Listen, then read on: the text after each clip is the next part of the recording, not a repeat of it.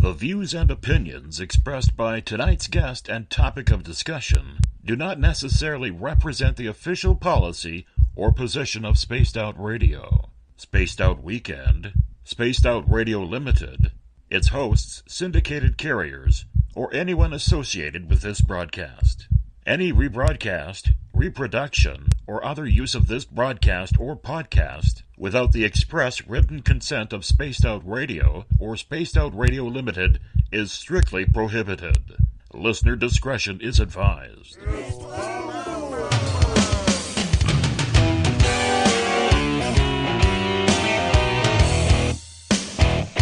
BUMBLEFOOT.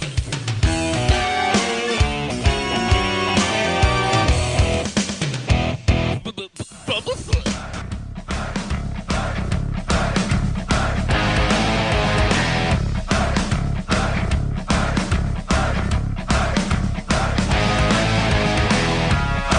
Are you experienced? Stop right there!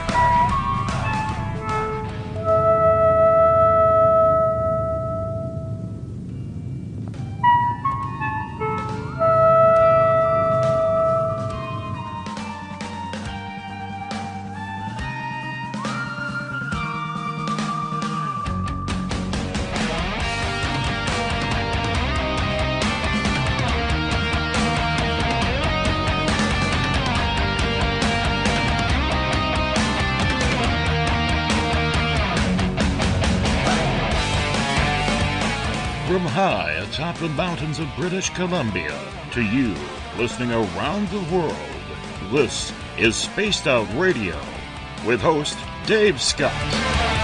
They let us play with all our toys. They let us think that we're big boys. They let us make the louder noise, but women rule the world. They let us think we're Superman. You can follow us on our website, spacedoutradio.com, on iTunes and TuneIn.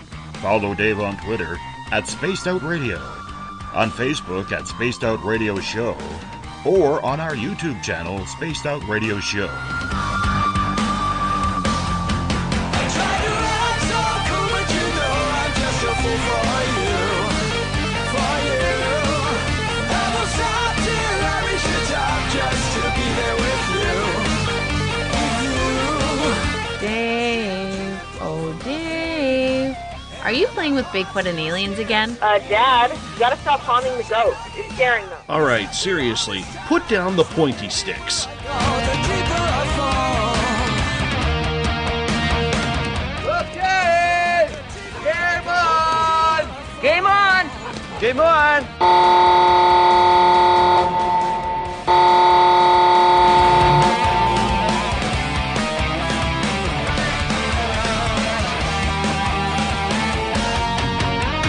The password is... All right.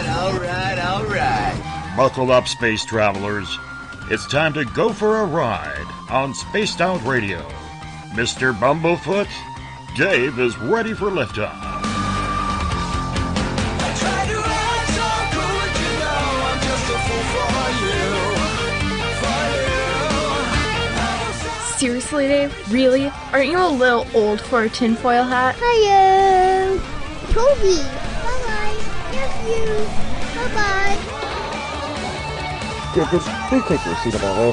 We're at the entrance. It's time for takeoff.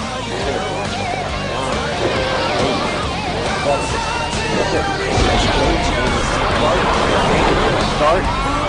2, 1. Boost to ignition and liftoff. I'm such a lucky guy, 'cause after all this time, it's like the deeper I go, the deeper I fall. The deeper I go, the deeper I fall. Good evening and welcome to Spaced Out Radio tonight. I am your host, Dave Scott, and it's good to have you along for the ride on this Wednesday, August 30th, Thursday, September 1st already. If you're on the East Coast or across the pond, hope you had a great day and night. We are live right here in the Great White North on top of the smoky, once again, mountains of central British Columbia as we are here 7 days a week. We welcome in everyone listening in on our terrestrial stations. WQEE 99 Rock the Key down in Noonan, Georgia, home of The Walking Dead.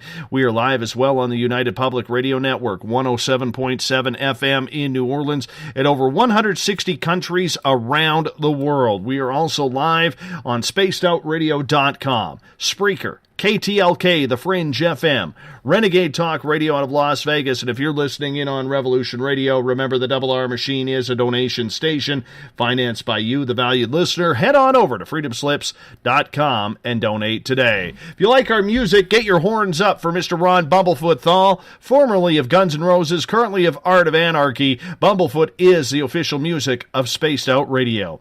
Now, if you're on social media, we're all over the place. You can follow us on Twitter at Spaced Out Radio. Give our Facebook page a like, Spaced Out Radio Show. On Instagram, you can follow me at Dave Scott, SOR. Subscribe to our YouTube channel, Spaced Out Radio Show. Listen to us on iHeartRadio in the United States. Tune us in on TuneIn. Download and subscribe to our shows on iTunes. We're also on TalkStream Live. And if you head over to our website, it's spacedoutradio.com.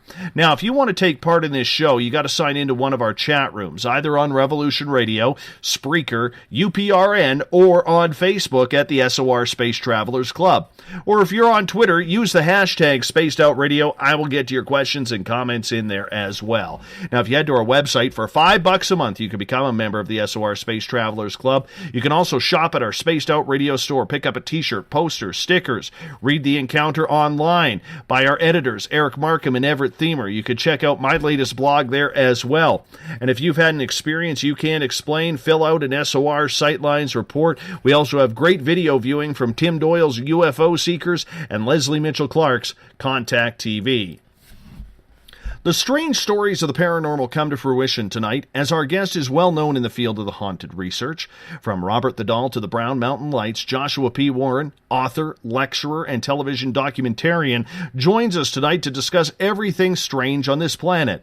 Joshua is an internationally recognized expert on the paranormal research. He was hired by the famous Grove Park Inn Resort to be the first person to officially investigate the Pink Lady apparition in '95. That's also the year he started his own paranormal team called Lemur.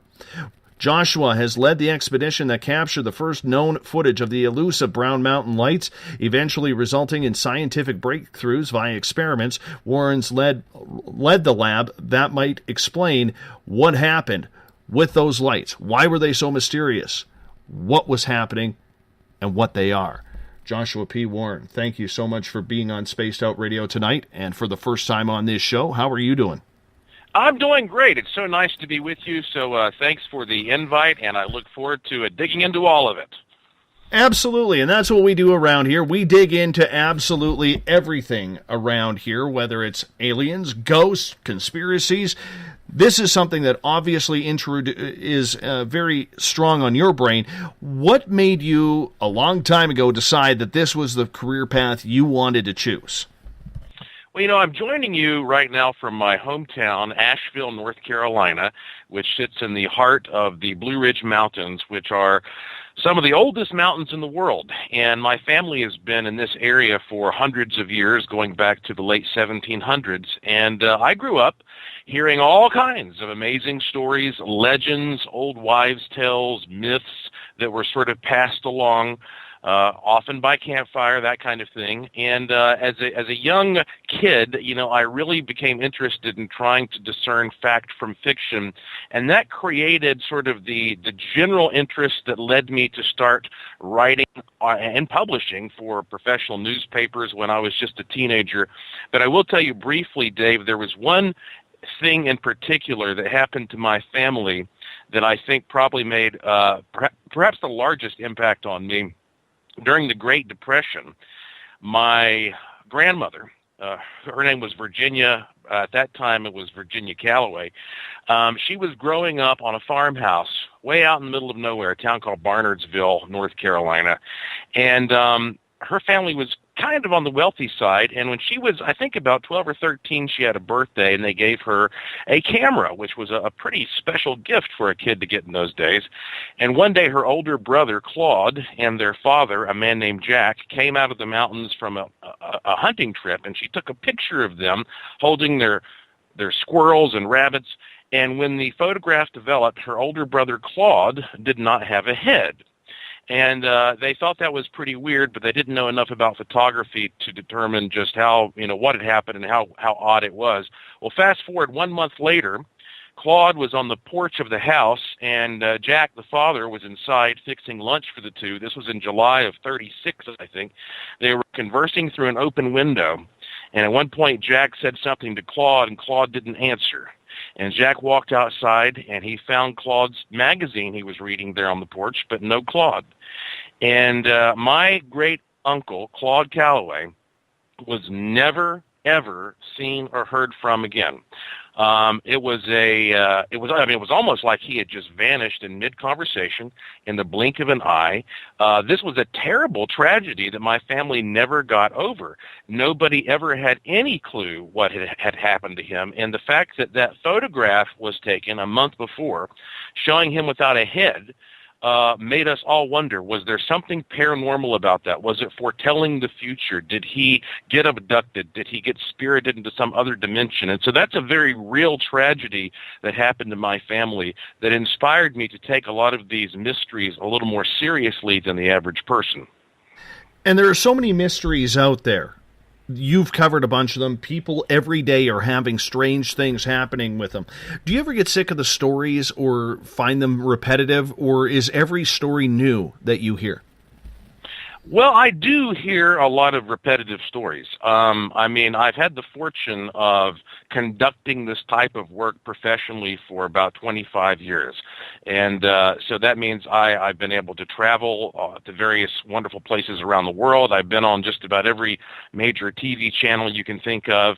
I do a lot of radio interviews, and every week I receive about 1,000, sometimes more than 1,000 emails from people telling me about experiences. And what's interesting about my position is that even though I started out looking more into ghosts, I found over time that ultimately it's kind of like Charles Fort said, you can measure a circle beginning anywhere.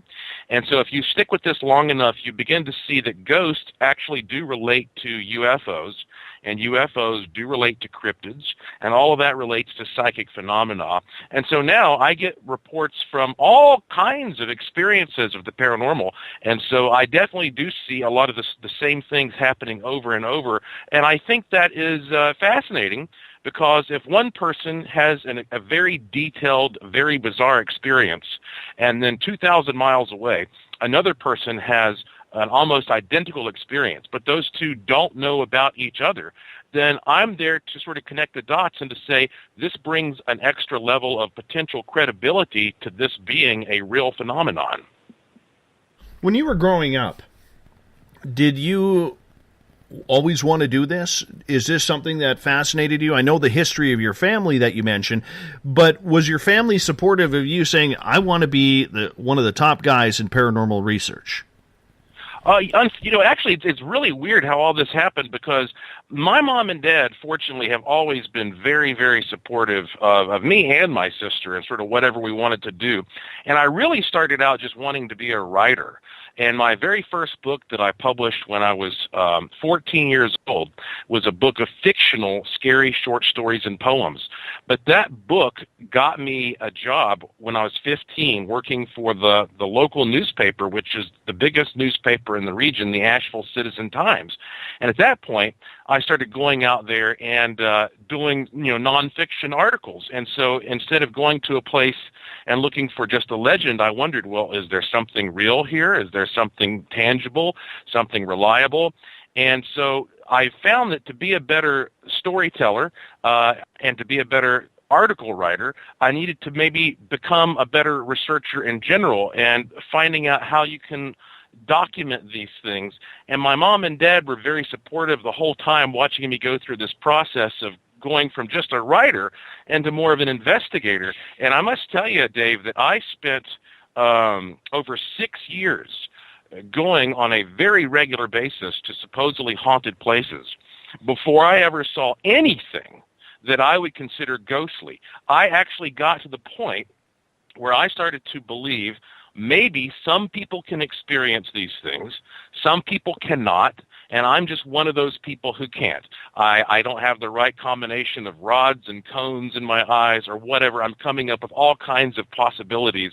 And then after 6 years, finally, lo and behold, I had my first face-to-face encounter with an actual ghost, and that was, needless to say, a life-altering experience for me that has driven me ever since. It is kind of eerie when you come face-to-face with something that isn't supposed to exist, isn't it? It makes you question everything about what you know and what everybody else has been telling you.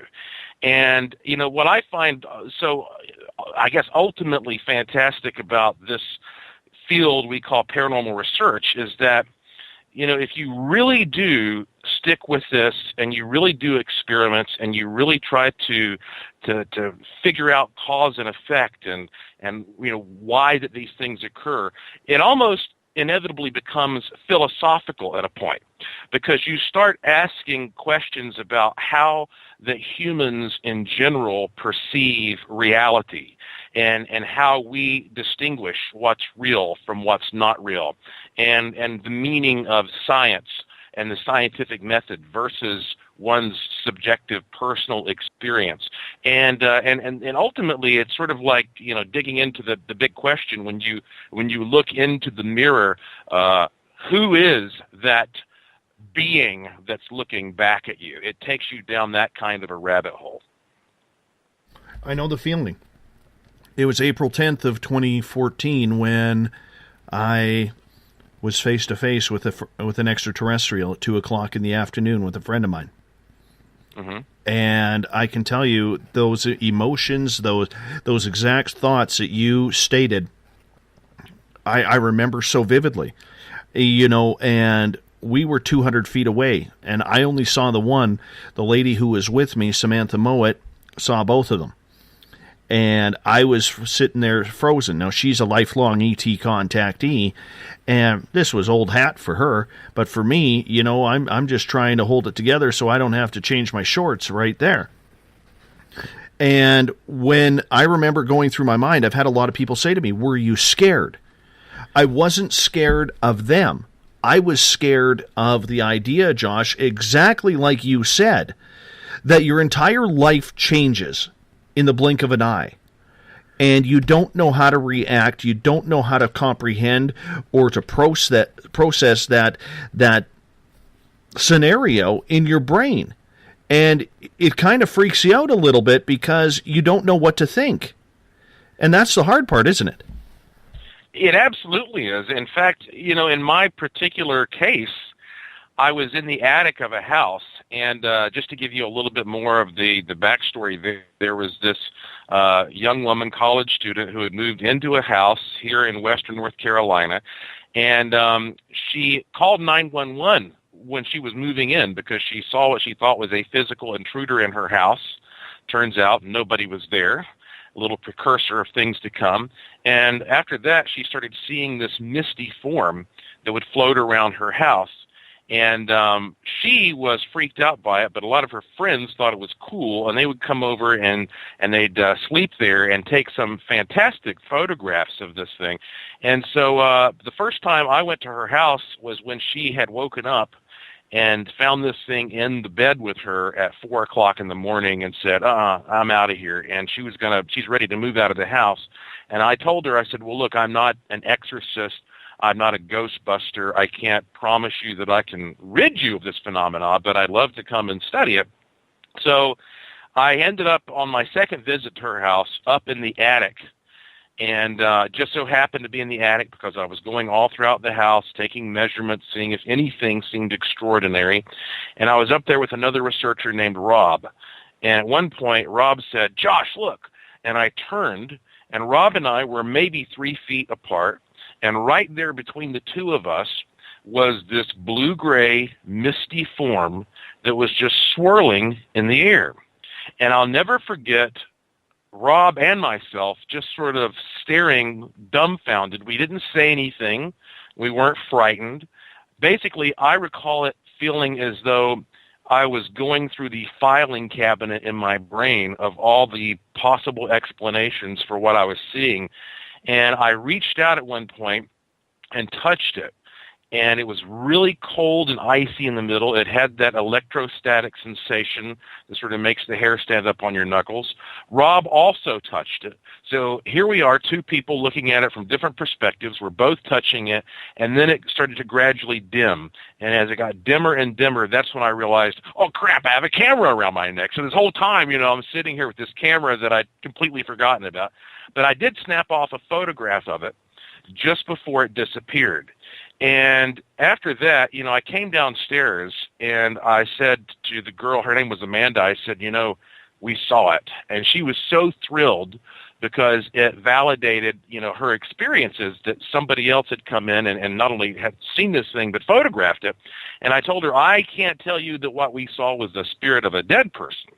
But I can certainly say in context, a misty form like this floating around in a basement would qualify in my book as something ghostly. And the point being, however, that when we saw that thing there, and we had that moment where we were trying to rationalize what we were seeing, it was almost feeling like I describe it as being maybe a caveman looking at fire for the first time. And when you have that sort of helpless feeling, that humbling feeling that you don't know exactly what is there, I think it changes your whole attitude about what life in general is capable of producing. Joshua, do you feel you're a stronger researcher now that you've had the experience rather than those out there who are so hell-bent on debunking or have maybe never had an experience? We see a lot of that, especially in the field of cryptozoology and ufology especially. Do you feel a little bit more rounded that you've had it happen to you? I do, and especially since, for so long I had no direct experiences. And I do believe that it's wonderful to have all perspectives. I mean, I'm not one of these people who is down on so-called debunker types, so long as they are respectful, because I believe that, it doesn't matter what your point of view is.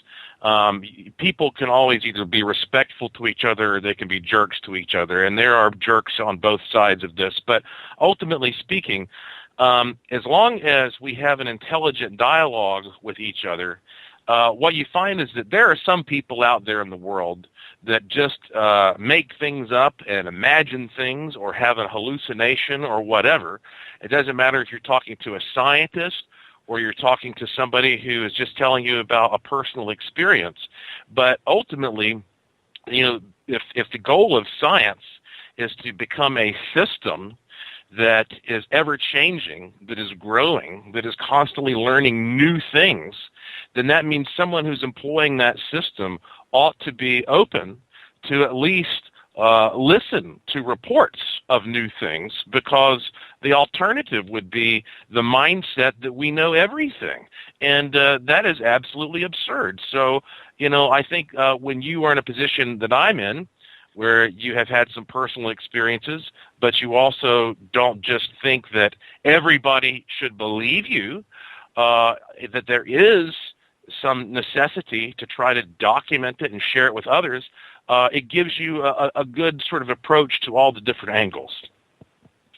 There's a lot of people in this field who are looking for their 15 minutes of fame. We see a lot of them because of the popularity of all of these television programs. How hard is it, Joshua, for you in your experiences to try and find a good, real story these days comparatively to, say, before the television epidemic, as I like to call it? Well, the funny thing is, and maybe it's just because of the part of the world that I grew up in, but I never had a problem getting stories. I mean, from the moment people knew I was interested in this type of thing, the stories would come flooding in one way or the other. In the old days, it used to be, a letter in the mail with a stamp, and now it's emails and voicemails and stuff like that. And what I found, however, is that ironically, we've reached a point technologically where it is easier than ever for people to report a paranormal experience that is genuine, but it is also easier than ever for people to create hoaxed evidence. And in fact, I mean, heck, we've got applications now on your phone there that will help you to create a fake ghost photo. And then people who don't take this field seriously like you and I do, they don't see anything wrong with that. It's just a joke to them. It's just a prank to them. So it's not like they're doing it to be mean-spirited. And so what you find is that, yes, there is more genuine stuff coming forth, but you have to really stay on top of the methods and techniques of discerning fact from fiction, and part of that is being aware of the technology that exists out there and having good analyzation and evaluation skills. And as a matter of fact, just this year, I created an online paranormal investigator course that you can take through my website, and we spend a lot of time talking about this very subject and how to, help people discern between what is a real report and something that is just done for attention or a prank. Well, you bring up a good point, because one of the things that we discuss wholeheartedly on this show, Joshua, is the fact that there is a lot of anarchy in the field of paranormal these days. Everybody has their own way of investigating. Everybody has their own techniques. Whether you use a psychic or you don't, whether you're conducting science or you're playing Pokemon Ghost, whatever you want to call it. There's so many different techniques and so many different people in this field that it's very difficult to try and create a separate set of rules and guidelines that people can follow. I wish it was out there, because from what I've heard, in talking to the hundreds of people that I have talked to in regards to the paranormal field, it is very difficult to try and find any type of continuity between two people on how to investigate. So how is that course going over, and what do you specify in that course? Well, so far the course has been a big success. We've had, I guess, maybe about 60 people who have graduated all over the world, and that's not bad in just a few months. And I personally, I sat down and gave the lessons, and I personally graded the test. And basically the very first class is about how to properly measure reality. And what I mean by that is, if you are going to use an instrument of any kind, you need to know that instrument inside and out. So, in other words, you have a lot of people running around out there with a little box that squeaks, and they say, I'm getting an EMF over here, and that might mean to them, that means there's a ghost over here. But actually, very few of those people actually know what an electromagnetic field is and how this little box in their hand actually works and how relative it is and how many variables there are at play. And so I've always been, I was fearful that people would find the first class a little bit boring, because we get very technical into the idea that, scientific instruments are conceived by humans, they are constructed by humans, they are calibrated by humans, they are used by humans, they are interpreted by humans.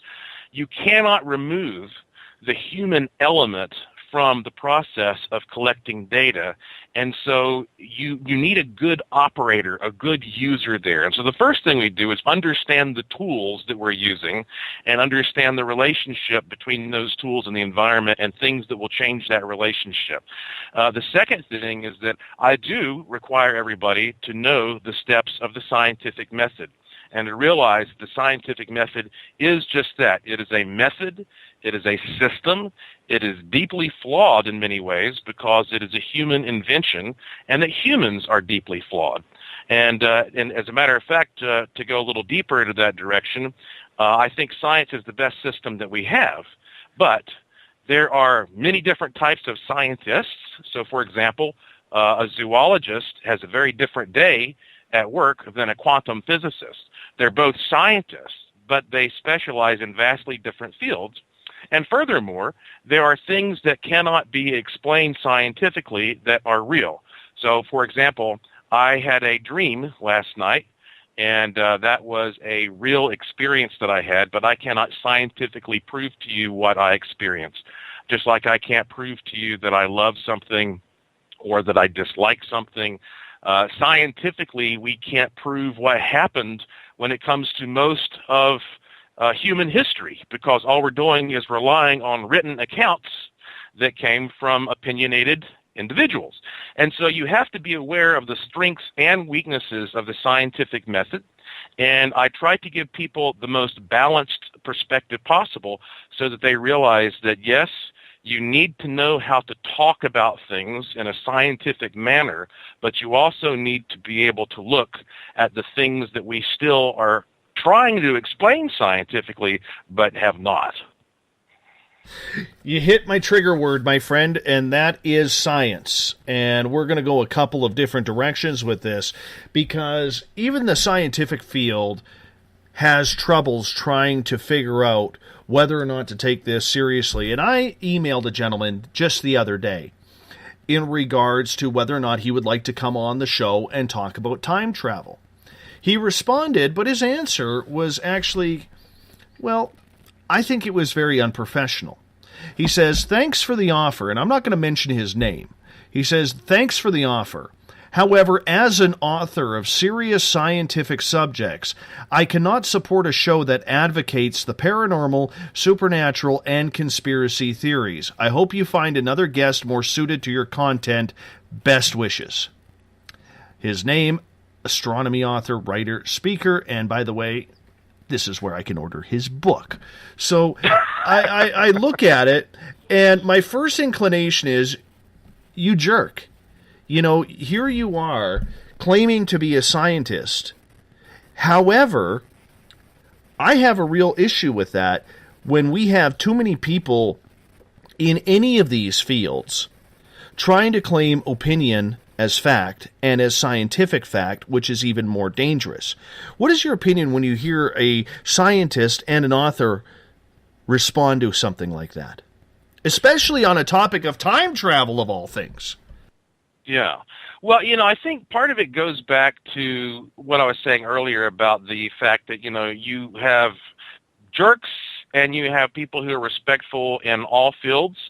And I think that when it comes to someone who is using science in such or the scientific method in such a pretentious way, it makes me feel like perhaps that person, ironically, does not even understand science as much as the average person, because that a true scientist should be absolutely humble and open-minded when faced with this incredible, amazing, awesome thing that we are living within. For example, scientists are telling us right now, the ones who get out there and study cosmology and astrophysics, that over 95% of everything that we can see out there and measure out there is either dark matter or dark energy, which is defined by the very fact that we have no idea what it is. And so if we don't know exactly what over 95% of all this is, we may as well just admit we don't know exactly what's happening here.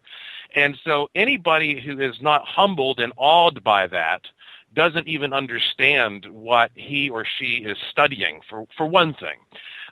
Beyond that, I also think it's important to realize that many of these people that we as a society have decided to call credentialed scientists are people who have paid a lot of money to go to big universities, and they put a lot of time and energy and years, and when they get out, they want to make that pay off.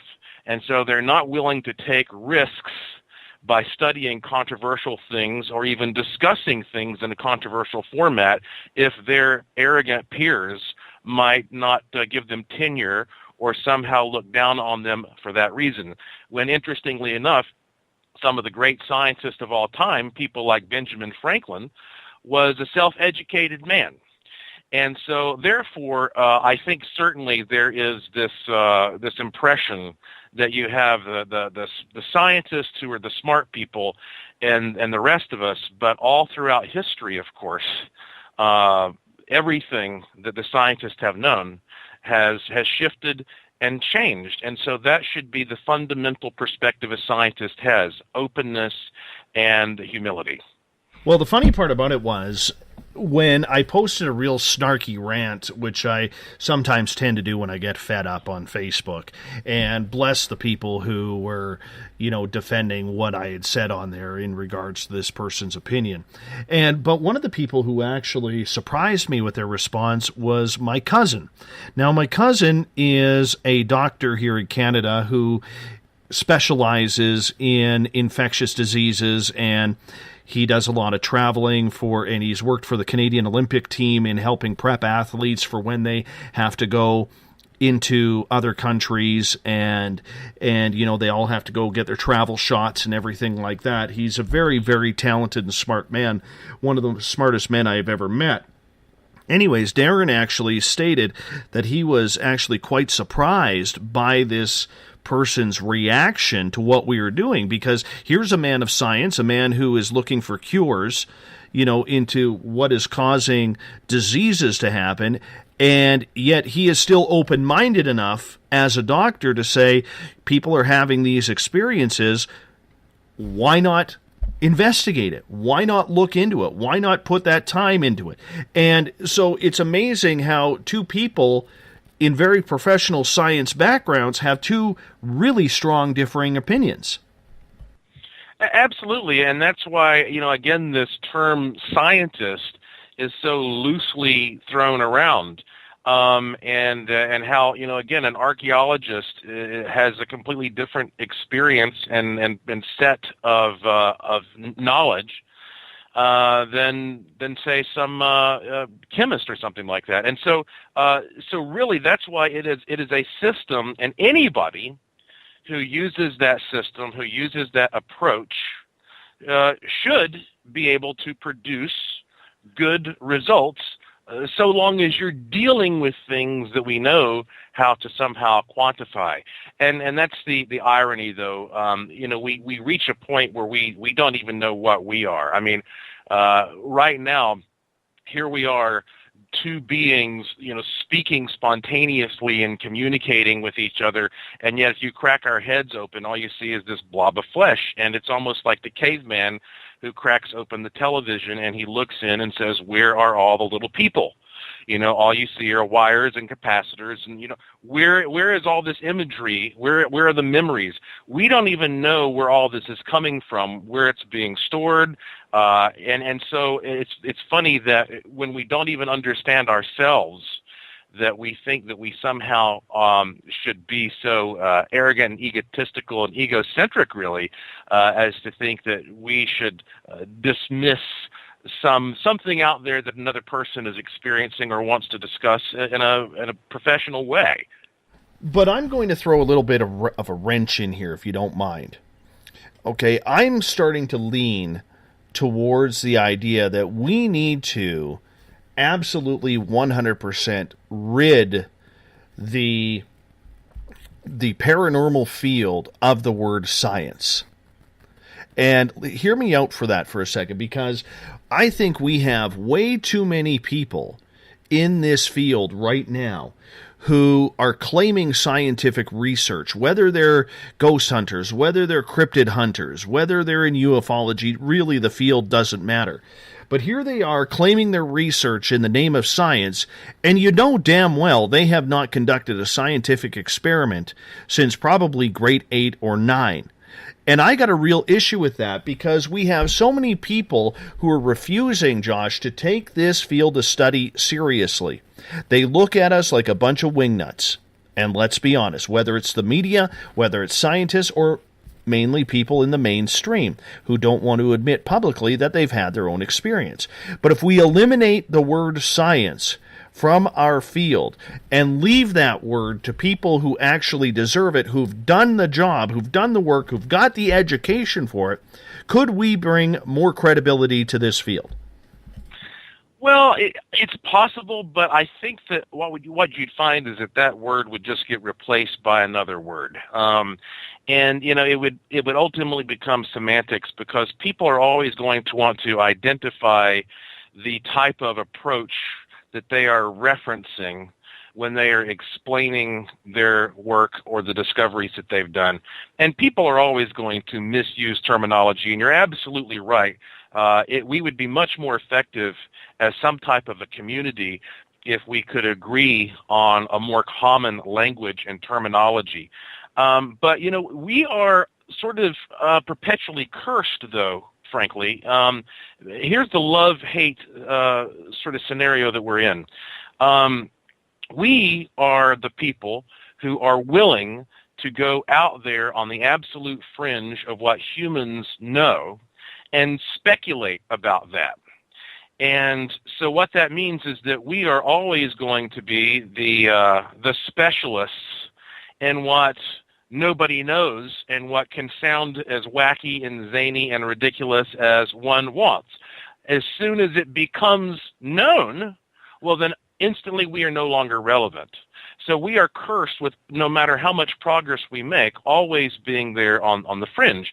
And so it's sort of like, let's say, and I'm not a Bigfoot guy necessarily, but let's say that I were a Bigfoot guy and I was out there and I found a Bigfoot. Well, the moment I brought a Bigfoot body in and everybody realized I actually had one, well, then suddenly all of the biologists would step in and say, oh, the real scientists are here now. We'll take it from here. Thank you very much, Mr. Warren. Have a nice life. And then they would step in and do the real work. And so if you choose to get into this field that we call paranormal research or paranormal investigation, you just kind of have to accept that no matter what you call things, no matter how you word things, a part of the job is accepting ridicule sometimes. So, and it's always going to be that way unless you decide to get out of this field. I understand that, and I can appreciate that, Josh, but the way people are throwing it around, okay, and I realize it's a catchphrase to try and bring some sort of remote credibility to what they are doing. Okay, but half of these people, and I've challenged them on this show, don't even understand what the word science is. To me, that is dangerous because we are all yearning for credibility. The ghost hunter who works out of a small town in rural Canada or the United States, they want that credibility. The person who is looking for Sasquatch in the Ozarks or in the Pacific Northwest here wants that credibility. And they, by God, are going to use that word science. And I realize it's just a catchphrase. There will probably be some other word to come up with it. But in the end, do you not feel that hiding behind that word is causing a lot more defamation of this subject's character than anything else? Well, it certainly makes an easy target of everybody, since it's being abused and misused by people who don't understand what it is, who if you ask them, what are the steps of the scientific method, would look at you with a blank look on their face. And, what's interesting along the lines of what you're saying, I have actually suggested that maybe it might be more appropriate to consider what we do an art. Because you're right. I mean, if you are presenting things all the time from a scientific perspective, then what you're doing is you might be trying to hold your experience to a higher degree of, shall we say, critical examination or analyzation than need be. It might almost be a distraction, in other words.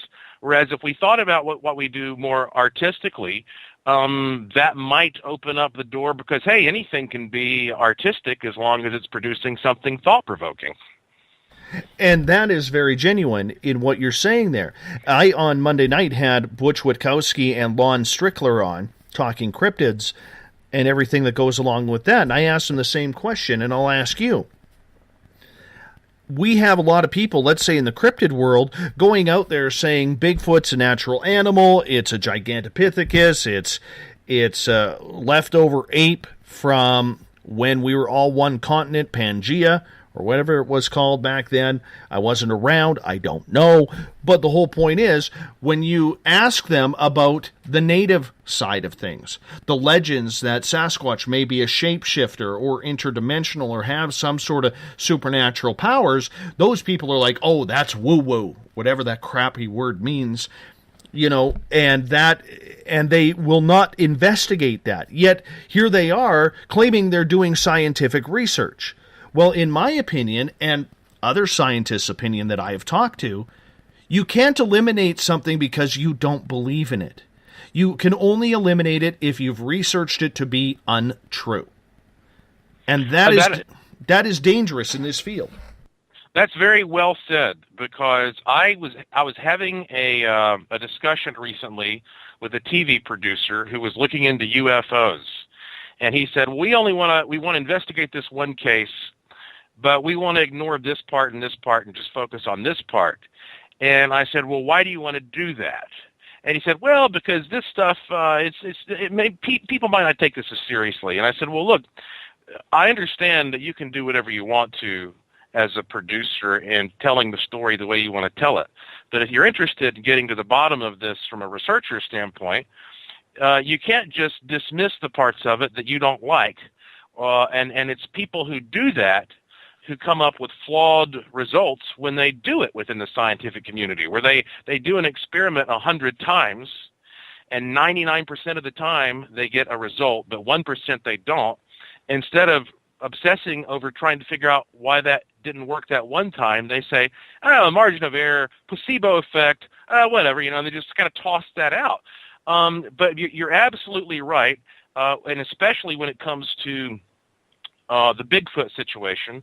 And my opinion is, I think that we have gotten very, very good at documenting the evidence for normal physical, biological organisms on land on this planet. And therefore, if there were an 800 to 1,200 pound ape-like creature that was a normal biological organism running around, I believe by now we would have much more physical evidence. I think there would be more hair, more scat, more of an impact on the ecology, obviously a carcass. I mean, there just ought to be more. And so in my opinion, the only way to take all of these reports seriously that people appear to genuinely have is to consider that maybe these are not normal biological organisms, that maybe these things are representatives of some interdimensional type of life, that there might be a form of life that doesn't exclusively exist all the time within this plane that is physical to us, because there's nothing to indicate within the realm of biology that life must exist solely within this realm that we consider physical. So all throughout history, you have these interesting stories of, hellhounds and bizarre creatures that sort of pop in and they do something incredible and then they vanish. Bigfoot, if he exists, I think it can only be explained as one of these types of interdimensionals, because there's just not enough to explain it in any normal way. And I fully agree, but that's why I'm saying we have too many people in this field hiding behind that word. Like, it gives them so much credibility. And I know I'm going to take some snark on Twitter about this, but we had this paranormal group out of Alberta, Canada come on, and they're part of the TAPS family. Love them or hate them, that's anybody's choice. And they were telling me TAPS does not allow psychics. Yet these two ladies were psychics. I said, so you're part of a paranormal team that you can't trust your own skills that you have going into a paranormal investigation. They said, correct. I said, how do you do that? Well, we just don't record what we see. I said, so aren't you, going against your own human intuition and grain that you were from the gift that you were given? They couldn't answer it. Add to the fact that they were hiding behind the science, or the word science. So I said to them, what do you do with your evidence? You know what the answer was? Nothing. What? Nothing. I said, do you show the client? Well, if we feel it's relevant. I said, do you share it with other teams? Only if they ask. I said, well, what do you do with it? Well, once we're done with it, we're done with it. I said, so what is it that you are doing that is scientific? Couldn't answer it, and I literally have a fridge right beside me. I've never had to crack open a beer on the air before. I've never had to crack open a beer on the air before. It was time there. I had to do it. I was so frustrated. And, but that's what we are dealing with in this field, Josh, is people truly believe they are being scientific out there. And they're not. That's my beef. Yeah. Well, I mean, but then again, who's going to police that? I mean, I know that it's good to I think what ultimately we ought to do is make it clear that if you're going to use that word, you better be able to back up what you say next. Because I have no problem with people using that, because ultimately I think that the entire purpose of science is to study the paranormal, period. And so I think the first word that we're misusing is the word paranormal. And that's because most of the things that we take for granted today at one point in human history would be considered paranormal. I mean, obviously the examples are everywhere. You take a cell phone, the way two magnets just smack together or push apart, it still seems kind of paranormal to this day. Look at the eclipse that we recently had. I got to see that in its full totality in a clear sky, and I can guarantee you that if I'd been alive a few thousand years ago and didn't know what was going on, that would have freaked me out, and that would have been paranormal. And so, ultimately, I think a lot of scientists should be using the word paranormal when they're not, because a lot of what they're doing is trying to explain the unexplained and things that are outside of the normal human experience. And so it kind of goes both ways. That's interesting. It's more of the paranormal, I guess we'll call them paranormalists, should use the word science less, and more of the scientists should use the word paranormal more, and maybe somewhere in the middle we'd realize that we have the potential of communicating properly and making some progress working together. I fully agree with that. We only got about 3.5 minutes before, maybe 4.5 minutes here before we got to take our first break of the night. When people, let's say in the paranormal field, come up to you and start talking about their scientific research, how do you respond to them, Joshua? Well, I certainly do not immediately try to think critically of what someone is saying if they're just telling me about a personal experience. But if they say, I've done scientific research, well, then I try to find out more about who they are and what they did. Really, if you do something scientifically, you ought to be able to describe it pretty quickly. I mean, I took A and B and did this with them, and C happened. It should be right to the point. It should be something that anybody can do. And so, if somebody just wants to come up and tell me an experience, I don't just immediately try to judge them. But if it's something that I find interesting, then I'll ask some more questions along the lines of, tell me specifically, how could I reproduce this and how could I witness what you have observed? Absolutely. I like to go with the little fact where I say, what's your hypothesis? Right. Honestly, yeah. All you got to do is throw that out there, and they're lost. And then there is nothing you are doing that is or that they are doing is scientific. I hate to be a prick about it. I really do. But until we start, policing ourselves around here in this field, that's the only way it's going to get cleaned up, because there is no Bible to this. Would you agree? Yeah. Oh, absolutely. Yeah. We are the ones who have to set the tone, and I think it's no different than, judging a radio host, for that matter. I mean, there are lots of people out there who have a radio show. Some of them are great. Some of them are not so great. And we have to, focus on the ones who are doing a good job and judging quality on a case-per-case basis and forming a better, alliance so that we can trust our opinion when we are discussing different individuals and the way that they are handling this material. Yes. I may have put my foot in my mouth there a little bit, but no.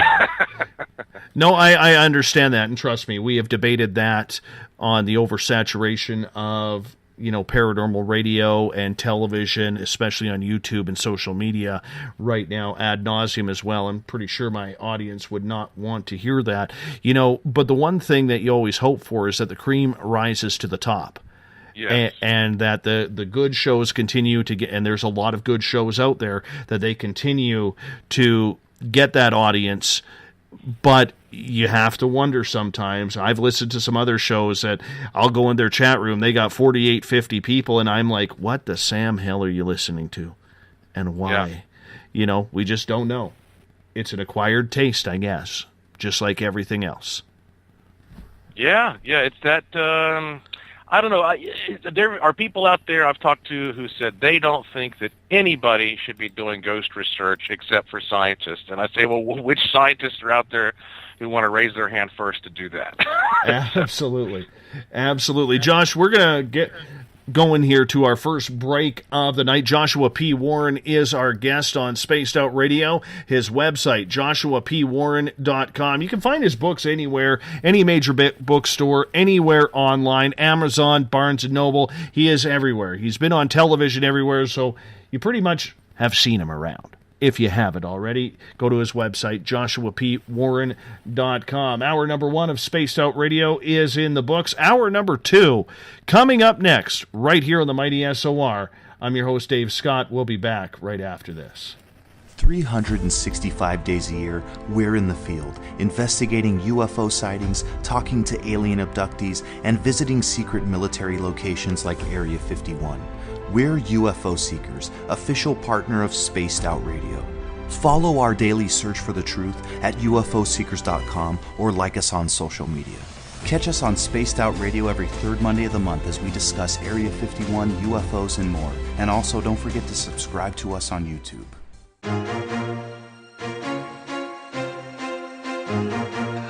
From coast to coast to coast, Blacklight Uncharted is taking on the paranormal across Canada. From ghostly hauntings to the UFOs flying above in conjunction with MUFON Canada, we're closely investigating what's going on in the northern skies and checking out the apparitions that walk among us. Check out our videos right here at spacedoutradio.com. We want to know your thoughts, we want to hear your experiences, and we want you to share your stories. The answers are out there, and we intend to find them. Would you like to become one of our space travelers? All you have to do is click on the Space Travelers icon at spacedoutradio.com. For only $5 a month, you can get access to some great prizes, as well as private monthly shows, newsletters, and a members-only section on our website. Become a space traveler today. It's paranormal news at its finest. Welcome to The Encounter. At spacedoutradio.com, The Encounter online is SOR's trusted news source for everything weird and strange going on around the world. This is news editor Eric Markham. Our team of journalists are scouring the planet for those strange stories that rarely make the mainstream. No fear-mongering or fake news here. Head over to spacedoutradio.com and encounter The Encounter. Want to learn more about aliens, cover-ups, conspiracies, cryptids, and the paranormal? All you have to do is tune in S4 as we take over the Spaced Out Radio night, starting at midnight Pacific, 3 a.m. Eastern, each and every Saturday night, right after Spaced Out Saturdays. Hi there, this is Eric Cooper from Forest Moon Paranormal. Join me, Corey Ruiz, and friends as we discuss the hot topics of the night. It's fun, entertaining, and as dark as the night. Find us at spacedoutradio.com.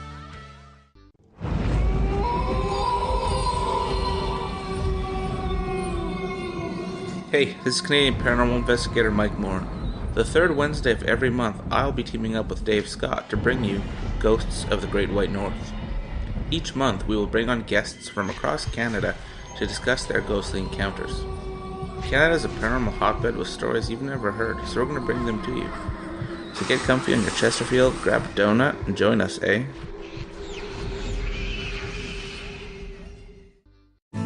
Are you an experiencer? Have you had run-ins with strange creatures you can't explain? ETs, Dogman, Bigfoot, werewolves? They're enough to scare the daylights out of anyone. Hi there, I'm Butch Witkowski from Euphoria Cop. And on the last Monday of every month, you can listen to me and the host, Dave Scott, talk about the weird and the strange being reported on Spaced Out Radio. I'm going to bring my investigations and sources, you bring your experiences, and we'll figure out the rest together. Strange Days on Spaced Out Radio. Come tune us in at spacedoutradio.com. Want a place to share your experiences without feeling judged? We have the place for you. If you've experienced sightings or contact with ETs, ghosts, cryptids, or UFOs, and you'd like someone to confidentially look into the matter, just fill out an SOR Sightlines report. Our goal is to help you get the answers you need to the experiences you've had with our professional team of researchers. Your information stays 100% confidential. The SOR Sightlines report. Fill out your experience today only at spacedoutradio.com. Psychic Sundays, spiritual communication, ET contact, Sasquatch in your backyard. We will have it all on Cosmic Passport with me, Elizabeth Anglin. Each Sunday, starting at 9 p.m. Pacific, midnight Eastern, at spacedoutradio.com, I will take you on a journey of enlightenment. The goal is learning from the soul on out. We'd love it if you joined our experience. Cosmic Passport, heard Sundays at spacedoutradio.com. Are you interested in advertising on Spaced Out Radio? Head to our website at spacedoutradio.com and click on our advertising tab. There, you will find an assortment of ways you can get your product out there with us, from radio commercials to banners and social media. Have a product you like our hosts to endorse? We can do that too. Visit spacedoutradio.com for more details. From British Columbia to Northern California, Pacific North Weird has Cascadia covered. Check out our feature videos at spacedoutradio.com, where I, Vincent Zunza, and my super sleuth partner Alexandra Sullivan track down the weird and strange stories from around the Pacific Northwest, from Bigfoot to Mel's Hole and everything in between. This is what makes life exciting. So why report the normal when we can report the Pacific North Weird right here at spacedoutradio.com. Don't have time to listen to Spaced Out Radio live? Wherever you are, the car, the office, the shower, or even if you're traveling, we're right here for you. Each Spaced Out Radio show can be found on iTunes, TuneIn, and on our YouTube channel, Spaced Out Radio Show. It's the perfect way for you to catch up on our shows. For more information, just head over to our website, spacedoutradio.com, and tune in to us today.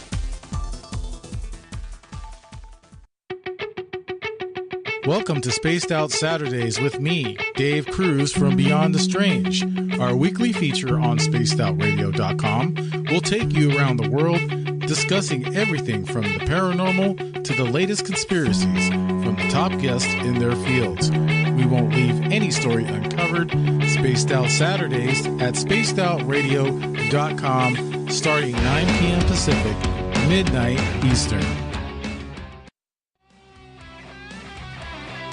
The views and opinions expressed by tonight's guest and topic of discussion do not necessarily represent the official policy or position of Spaced Out Radio, Spaced Out Weekend, Spaced Out Radio Limited, its hosts, syndicated carriers, or anyone associated with this broadcast. Would you like to connect with us? Head to spacedoutradio.com for all your latest show info. And hit us up on Twitter using the hashtag SpacedOutRadio.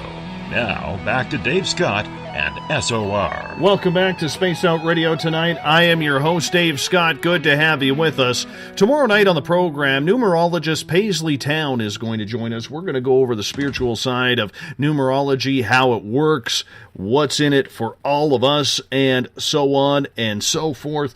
We get going at 9 p.m. Pacific, midnight Eastern Time at spacedoutradio.com. We want to welcome in everyone listening in on WQEE 99 Rock the Key down in Noonan, Georgia, home of the Walking Dead.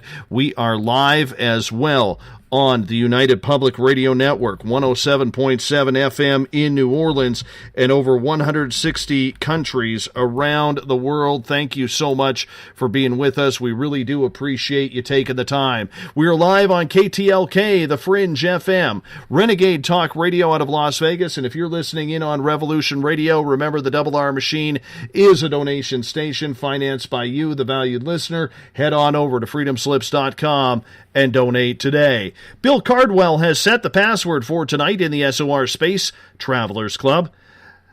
Nathanize. Nathanize is your password. Make sure you use it wisely, space travelers, as Bill sets the password each and every night right here on the mighty SOR. Now, if you want to follow us on social media, you can do so on Twitter at Spaced Out Radio. Use the hashtag Spaced Out Radio if you want to connect with me live during the show as well. Give our Facebook page a like, Spaced Out Radio Show. You can also find me on Instagram, Dave Scott SOR. You can listen to us on iHeartRadio in the United States, TalkStream Live, TuneIn, and you can subscribe and download our shows from iTunes. Our website is spacedoutradio.com, where we have a plethora of features for you, including joining the SOR Space Travelers Club for $5 a month. You can also shop at our Spaced Out Radio store, pick yourself up a t-shirt, rock out to some Bumblefoot, read The Encounter online, or check out Contact TV or UFO Seekers. We got a plethora of things for you at spacedoutradio.com. Joshua P. Warren is our guest tonight on Spaced Out Radio. We're going everywhere in the paranormal field tonight, as Joshua is going to be with us for the full 3 hours. Josh, welcome back. Thank you. Great to be with you tonight. Absolutely. It's great to be with you as well. When you look at the field of the paranormal, you say you've expanded because of so many different ties together. I like to look at it is when you open up that first door into this field, there's another 10 doors behind. And behind each of those 10 doors, there's another 10 doors. It seems like there's door after door after door that you have to investigate. Is there a subject in this field that you will absolutely not check out? Well, and by the way, it occurred to me that I should also mention, just to properly tie up our last conversation, when it comes to people doing research, I also find that many, many people do not get baselines. They don't go in and they don't find out what's normal, so they compare their results to that to find out what's paranormal. That's one thing that I meant to bring up that I think is important for everybody to do.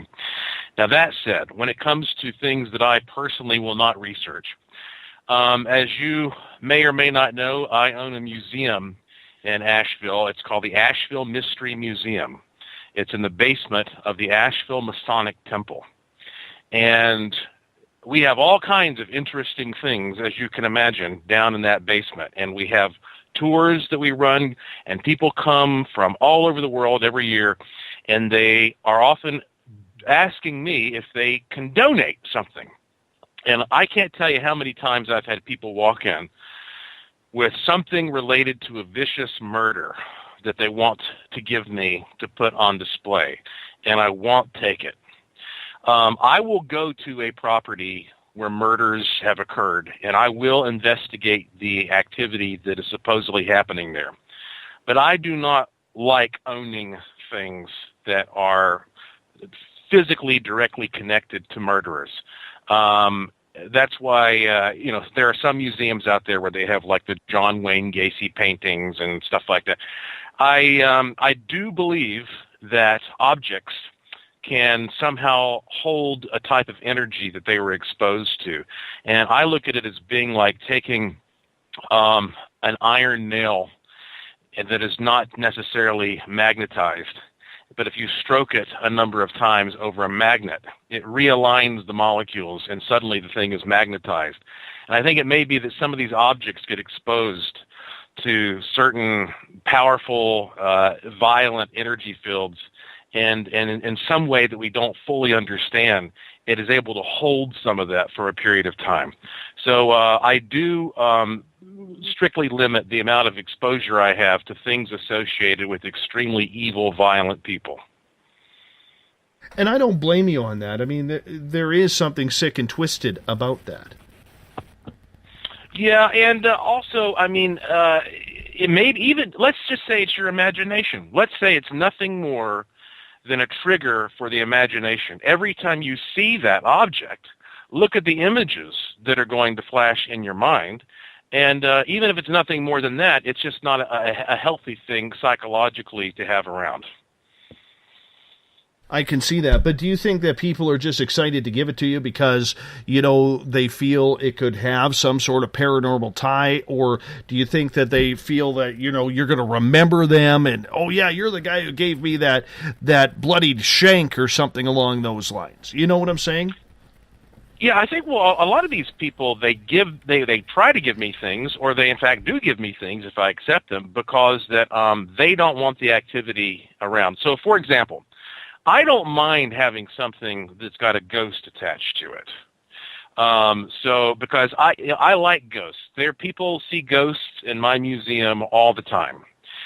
We've got some very interesting pictures and video. As a matter of fact, we just installed a new selection of cameras. If you go to joshuapwarren.com, there is a section called Gallery of the Strange, and you can look at some of these images that I think are credible, that I've either collected or myself and my team have taken that show some of these things. So I think it's great to have ghosts and spooky things around to study. But I wouldn't take some of those objects and put them in my bedroom, for example, because I don't like the idea of waking up in the middle of the night and having some apparition standing at the foot of my bed. So I'm selective about what I take, but I feel like some people, they realize this thing is haunted. It's got some type of an entity attached to it, and I don't want to have anything to do with that because it's too freaky, it's too scary, but maybe Josh will be interested in it.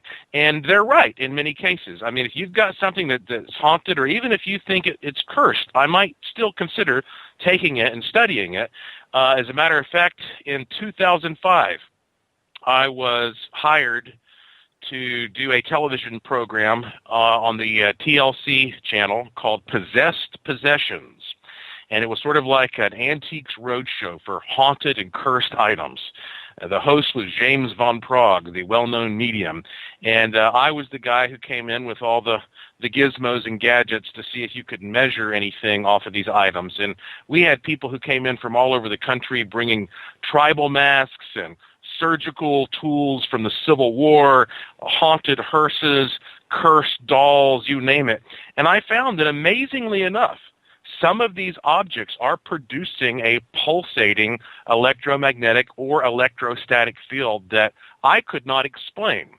And so, I will look at these things, but I think people, they realize in some cases that they don't want to have those experiences. It sounds fun, but in reality, they don't want to have something in their home, but it might be appropriate for me. How do you turn someone away who feels they have such a haunted object and you don't want that because it's maybe falls out of the criteria that you were searching for?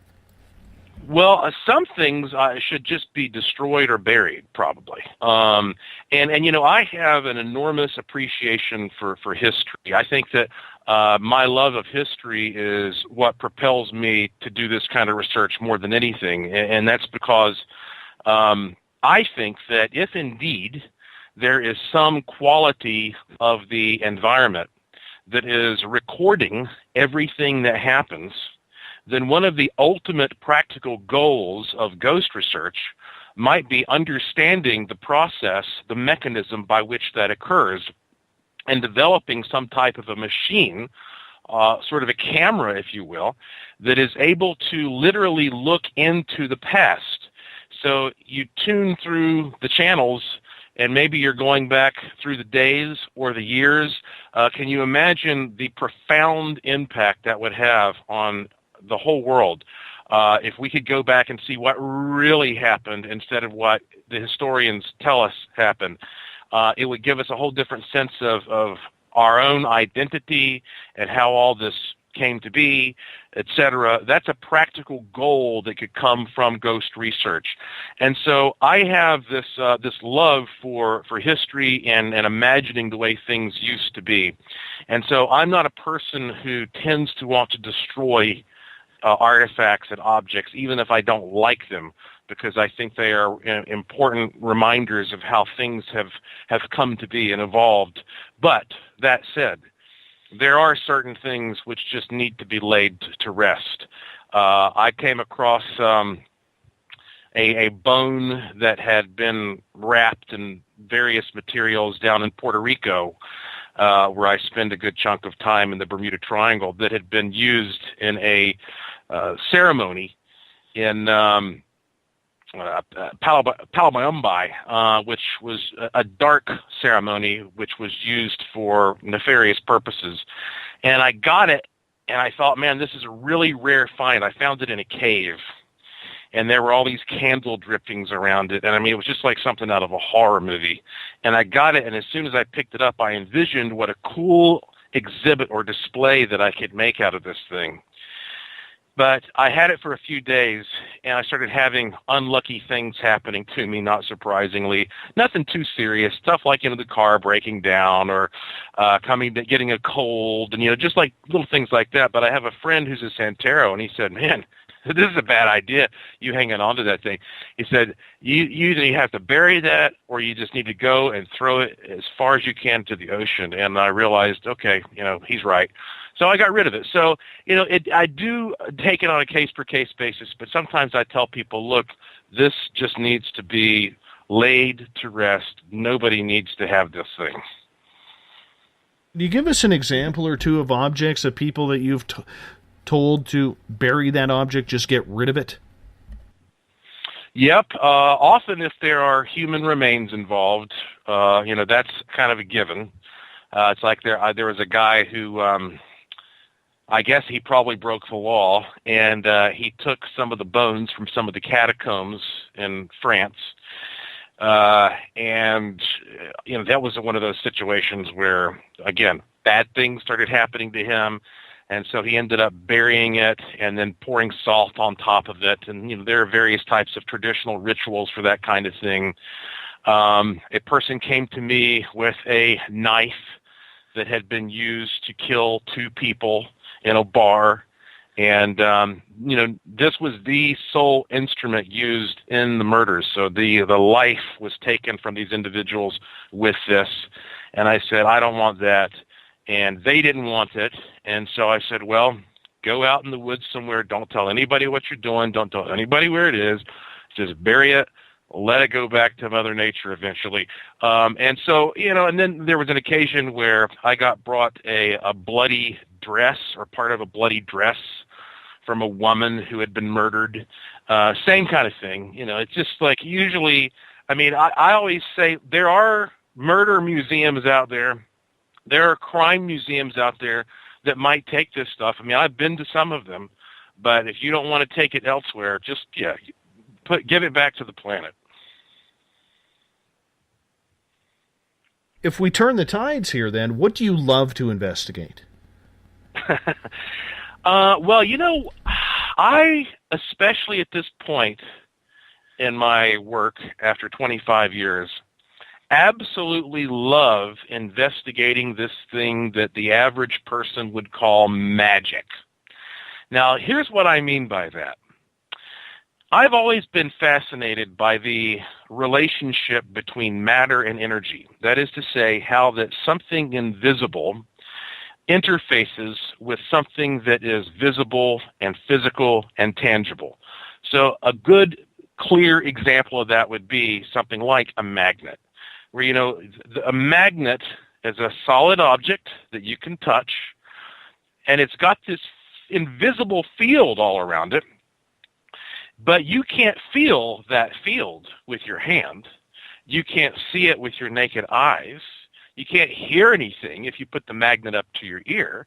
You might never know that field is there. It's like a ghost. However, under the appropriate circumstances, in the right setting, when presented the right variables, well, suddenly the field becomes a very important factor in what's happening. It will attract things through the air. It slam against it. It will push other things away. You can take a magnet and put it in a tube and pour iron filings around it, and you see these iron filings take form and take shape. It's almost like an apparition materializing before your eyes.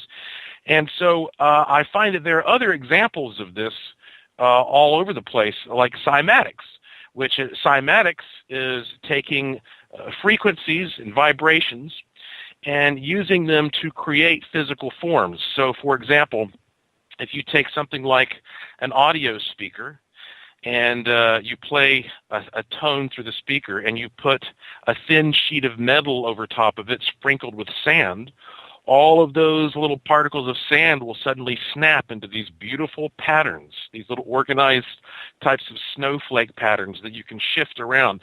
And it works three-dimensionally as well. So if you put water over top of the speaker, or you put a semi-solid substance like cornstarch in water, you'll see that these vibrations become three-dimensional, and they rise up and they shift around like little mountain ranges. And what you're seeing is that this non-physical vibration is sort of like an energy mold into which physical matter can form and take shape. And this is the essence of manifestation. So it starts with ghosts, at least it does for me. Like how is this non-physical thing forming this temporary physical body that's able to interact to some limited degree with the rest of the world? And then from there, you keep expanding, because I used to do experiments, and I worked for Warner Brothers on a big movie project called The Apparition, where we were trying to create a ghost by creating, in my laboratory, this big elaborate set of energy molds that were hooked up to an EEG machine, taking brain waves from a subject who was imagining a form, broadcasting that into an energy mold to see if something in the physical environment would reshape itself and snap into that energy mold. And we actually had some success doing that. But the point is, I began to realize over the years as I did experiments, it's not just about how a ghost manifests, or how a UFO might materialize, or how some weird light in the mountains appears. It's about the idea of manifesting anything. It's about the idea that if you know how to manifest something, you know how to work with energy, you can create wonderful positive things. You can create better luck, or better success, or better well-being, and all these things that are good things as well. And so I'm very interested in the whole thing that we can consider magical thinking, or law of attraction. You can call it many different things, but it really boils down to what an engineer would call sympathetic resonance. That when you send a signal out there, it activates a corresponding signal which comes back and produces something that seems almost magical, whether it's something spooky and creepy or something wonderful. Joshua, when you say that you have had to expand your thoughts, did you ever expect to be looking more into cryptids and UFOs and maybe alien contact? Did you think it was always going to be about ghosts? Yeah, in the beginning, I thought it was going to always be about ghosts. But what I became really intrigued by is how the parapsychologists I started meeting in my early days, and mind you, I grew up in North Carolina, where you find the Rhine Research Center, which was one of the leading institutions in the development of what we call ESP research. And, J.B. Rhine to this day is a legendary name. And these parapsychologists I talked to, who were very intelligent people, were saying, look, you can't just view all this from the perspective of something sort of Newtonian that's happening, like there's just some field that's slipped out of a dead body that's wandering around the house. That you have to consider that the human mind is playing some dramatic role in shaping this experience. That in some cases, the mind of the person present might literally be creating the activity, such as in poltergeist cases, and that if you happen to be observing this, you don't know that this person's mind is capable of making that book fly off the shelf. So when you see that happen, you just assume there must be some spooky little ghost running around in here doing it. And by doing their tests and experiments over the years, they were focusing on the idea that, look, there's something about the human mind, the human consciousness, which fuels many of these phenomena. And so I became really interested in looking at all this, not just from what could be measured with meters and thermometers and whatnot, but also looking at the minds of the individuals. And around that same time, I started hearing about people who would go out into the field and they would attract UFOs telepathically. That they would go out and they would all get together and they would meditate and they would do things just of a mental nature, and then they'd get this amazing footage of UFOs showing up. And then I started hearing more and more about people who said they could communicate with cryptids this way. Yeah, Bigfoot is a telepathic thing. Aliens are so this idea of the mind interplaying with all this stuff continued to come up. And here's ultimately what I realized, that even if you can say that the mind clearly is related to all these things, because we're talking about, after all, people who report this stuff, the other element that ties it all together is the element of time. Now, what I mean by that is usually when a person sees a ghost, they are seeing some type of individual or some type of setting which is out of its place in time. It seems like something from the past. Occasionally, it seems like it might be something from the future, but it's out of its place in time. When you have UFO reports, frequently you'll have reports say, like, the one where the guy's driving in Texas on a Wednesday night at 10 o'clock. All of a sudden, there's a flying saucer over the road. His truck stops. He's sitting there in awe. Then the saucer flies away, and his truck starts working again. He didn't have to turn the ignition and restart the truck. The truck didn't die, so therefore it was almost like time had actually stopped. So here is this time thing. When it comes to cryptids, you have people who are chasing Bigfoot, and then, boom, he vanishes. Where does he go? Here are all the footprints that lead up to this one spot, and now they're gone. Well, if that was a real creature, and it was really there, and now it's not, it has somehow altered its place in space, and we know that time and space are connected. They're part of the same fabric. So here again, we have this element of time. And so I could keep going on, but you can see that the human consciousness and the element of time are two things that tie all of this supposed so-called paranormal phenomena together. I'd like to get to some questions from our audience, if you don't mind, because they are building up. And Coral from British Columbia here would like to know if you have worked any further with the seagulls or seagulls. I don't know who she's referring to. Okay. Well, never mind. Yeah. Then. We'll move on. Yeah. You got to be more specific with that, please, if you don't mind. Kit Kat is asking, is there anything that Josh would want to investigate but has not yet had the opportunity?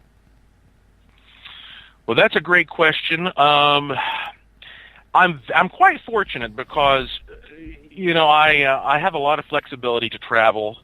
I've gotten to travel to some amazing places, and my wife and I don't have any children, and so I've been able to probably knock out most of the big ones. But one thing I haven't done yet is I still have not gone to Egypt, to the pyramids, and I think I would find that interesting because of the sacred geometry aspect to all of it. That, the idea that somehow some of these old ancient structures may have been antennas or capacitors or batteries that were manipulating energy in a way that we are just now sort of rediscovering. But for the most part, I think I've been quite fortunate to investigate things that I really found fascinating a long time ago. I mean, I got to go to Transylvania and Romania and have a great experience investigating Vlad the Impaler's castles and all those ruins, and I've investigated the Tower of London and pyramids down in Central America, and of course the Bermuda Triangle. And just this year, I put out a report. It's a free video report, and I hope everybody listening to the show will go watch this because, again, it's free. It's 12 minutes. It's right there at the top of my website, joshuapwarren.com. It took me 5 years of research to put this 12-minute video together.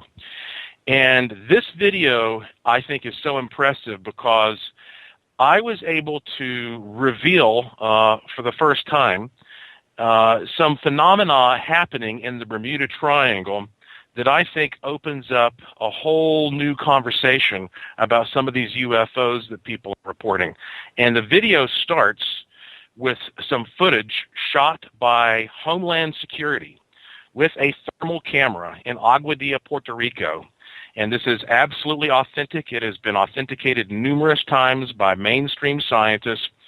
This footage shows a UFO zipping around the airport there, but that UFO then dips in and out of the ocean a few times before disappearing finally into the water near a trench called the Puerto Rico Trench, which is nearly 30,000 feet deep. But the thing about this UFO is it doesn't look like some type of mechanical, organized, physical structure that you usually think of when you think of some type of extraterrestrial vehicle. However, it's moving at speeds of up to 120 miles per hour. It's dipping in and out of the water like nothing. There's no visible forms of propulsion.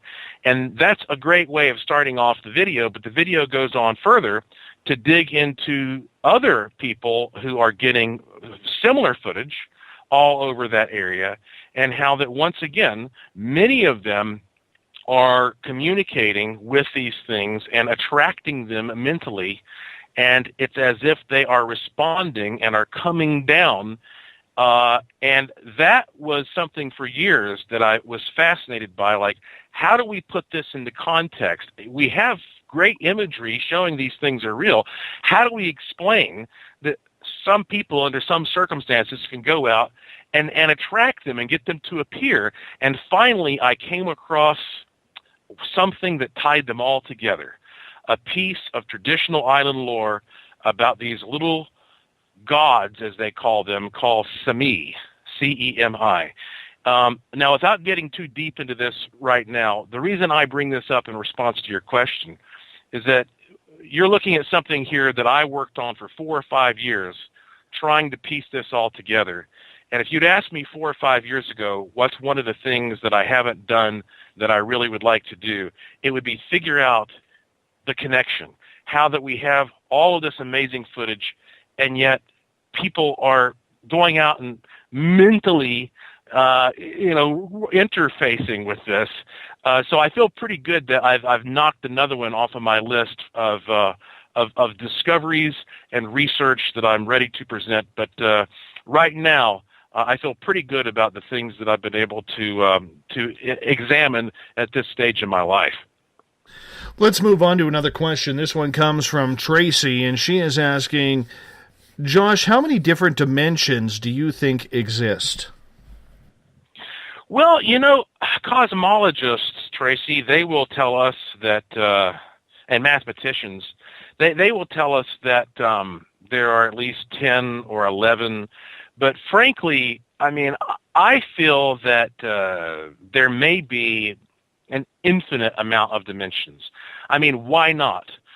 Infinity is one of the things that we can't grasp, and yet when we look out there, supposedly there's an infinite space. And if there's not an infinite space, we have no way of knowing why there's not an infinite space. It's similar, again, to looking in the mirror and trying to figure out who's looking back or what's looking back. And so, therefore, I tend to think that, okay, if there's not an infinite amount of dimensions, then there probably are many hundreds or thousands. And since we are a part of this universe, that means that we ought to exist ourselves to some degree in every single one of those dimensions. And so that may be one of the reasons that we're so perplexed by trying to understand what consciousness is, because we can observe directly the 3 dimensions. That's what you see when you look at another person. You see that person's body, which occupies those 3 dimensions, but it's difficult to even imagine past that, to imagine if time is indeed the 4th dimension, exactly what shape that takes. And when this idea of dimensions comes up, I always think it's good to mention, just in case nobody is aware of this, it's good to look into a book that was written in the late 1800s by a scientist named Edwin Abbott called Flatland. And also, if you go to YouTube and you just type in Flatland and Carl Sagan, there's a great little video that Carl Sagan did about the world presented in this book, Flatland. And the gist of it is, of course, the three dimensions that we are aware of, that we call the three dimensions, you have length, and you have width, and you have height, basically. So flatland would be a land that only has two dimensions. So flatland would look like a piece of paper or a piece of poster board, let's say. Now, that's not even entirely accurate because even a piece of poster board has a little bit of height, but for the sake of example, let's ignore that. And let's say flatland is completely flat. And all the little people who live in flatland, they look like little circles. Now, we are three-dimensional beings. So we can look down on flatland, and as all the little flatlanders are moving around, they have no idea that we are in this direction called up, looking down on them. Now, we can look down and see everything they're doing. We can look into their houses, but they are oblivious to the fact that we exist. But let's say you decide you want to speak to one of these little flatlanders, and you say, "Hey, down there, I'm Joshua. How are you?" Well, the flatlander is just going to hear this disembodied voice that comes out of nowhere, and it's going to scare the heck out of them. They're going to have no explanation for it. So let's say I decide to go down into flatland and try to visit one of these flatlanders.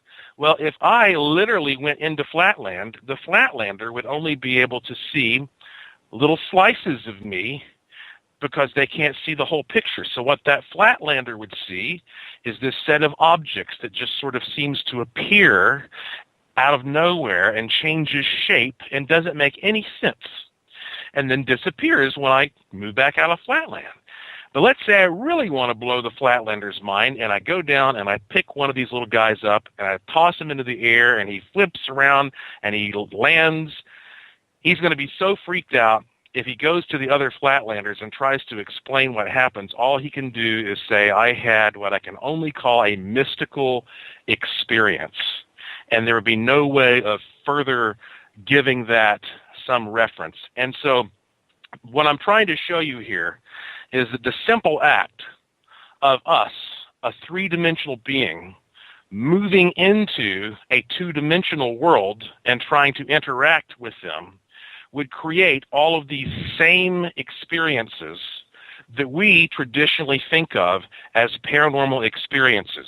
Therefore, if there are beings that exist on any realm higher than the three dimensions that we are in, that occasionally comes here and tries to interact with us, then we would have those same experiences that the flatlanders had. And this in and of itself may be the most comprehensive explanation for many of these paranormal phenomena. Let's get to another question, this one from Kat. She is asking, Josh, what are your ideas on the links between spirit, alien, and other cryptids? Well, when it comes to the idea of cryptids and aliens, we really must ask ourselves, is it possible that cryptids in many cases are aliens, or the aliens are cryptids? Because let's say a little guy shows up from another planet. Is that a cryptid? Well, why not? Because a cryptid is some creature that may or may not exist. So therefore, if you get to see it, well, you may know the answer to that. But for those who don't get to see it, well, they don't know the answer. So I think we could call an alien really a cryptid. So there is a relationship between just these being different types of creatures. Now, granted, there are cryptids that turn out to be normal biological organisms. I mean, occasionally there's a big monkey that gets found somewhere. There are lots of insects that are found all over the world. I think it's astonishing that scientists did not recognize the existence of dinosaurs until the late 1800s. I mean, those bones have been here the whole time, but it took until the late 1800s to accept that dinosaurs existed. So think all these, founders of our country, George Washington and Benjamin Franklin and Thomas Jefferson, they didn't know that dinosaurs existed. So the idea of defining the difference between those gets a bit tricky. But what's even more interesting about your question, Kat, is this idea that spirit has some involvement. Usually when we think of spirit, we think of it being the essence of a living, conscious, interactive a being, really. But the little caveat to that is what we call tulpas. Tulpas are thought forms, and this is an old Tibetan word that goes back thousands of years.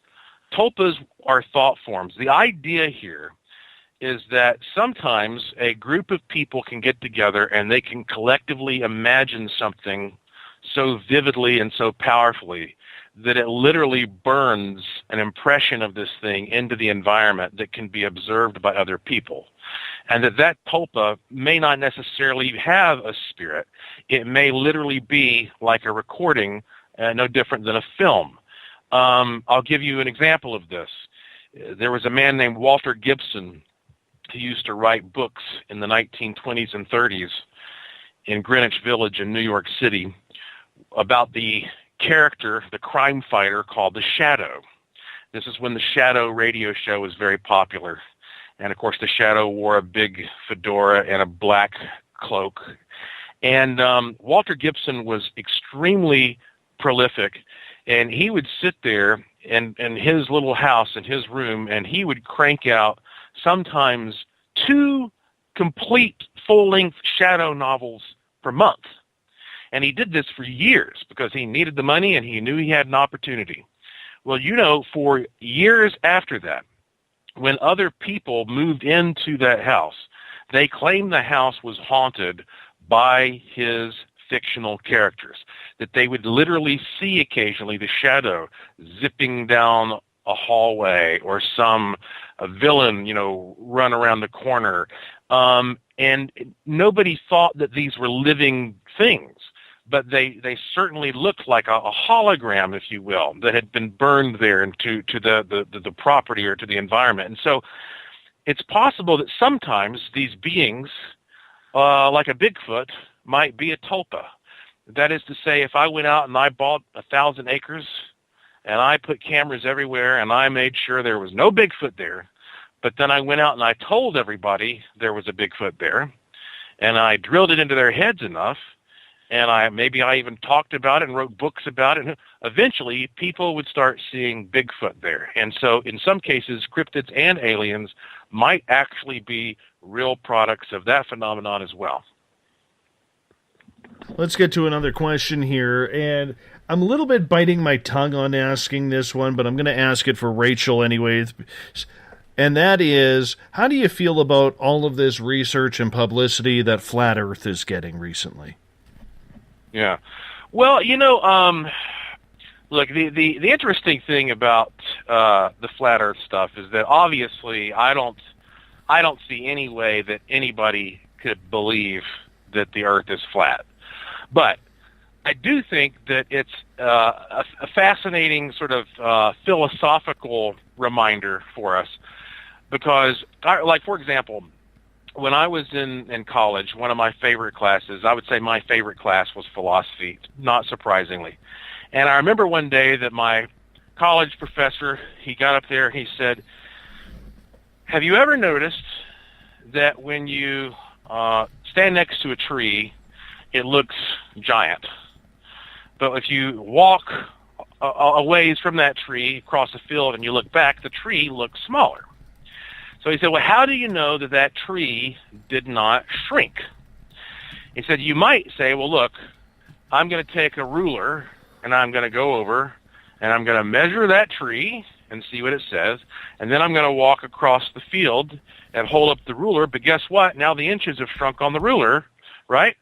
And so essentially what we're digging into here is that if you, the perspective of how reality works is something you can look at in a way they call solipsistic.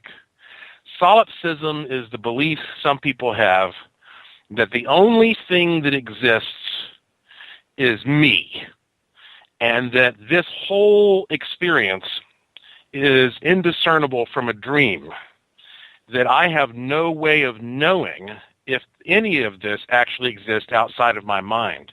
Now, you know what? The funny thing is, that's true. There is no way to prove to a solipsist that he or she is not the only person in the world. And so, therefore, if a solipsist says, look, I have never been to space and looked down and actually saw the Earth was circular, unless I have the experience, I don't know if it's true or not. You might show me a picture, but that doesn't mean anything because you took the picture. It's like people who say, man didn't walk on the moon because only NASA, can tell you what they did, and if you weren't there, you're never going to know. And so I can understand why that there would be people who could say that the Earth is any shape they want because they have a solipsistic point of view.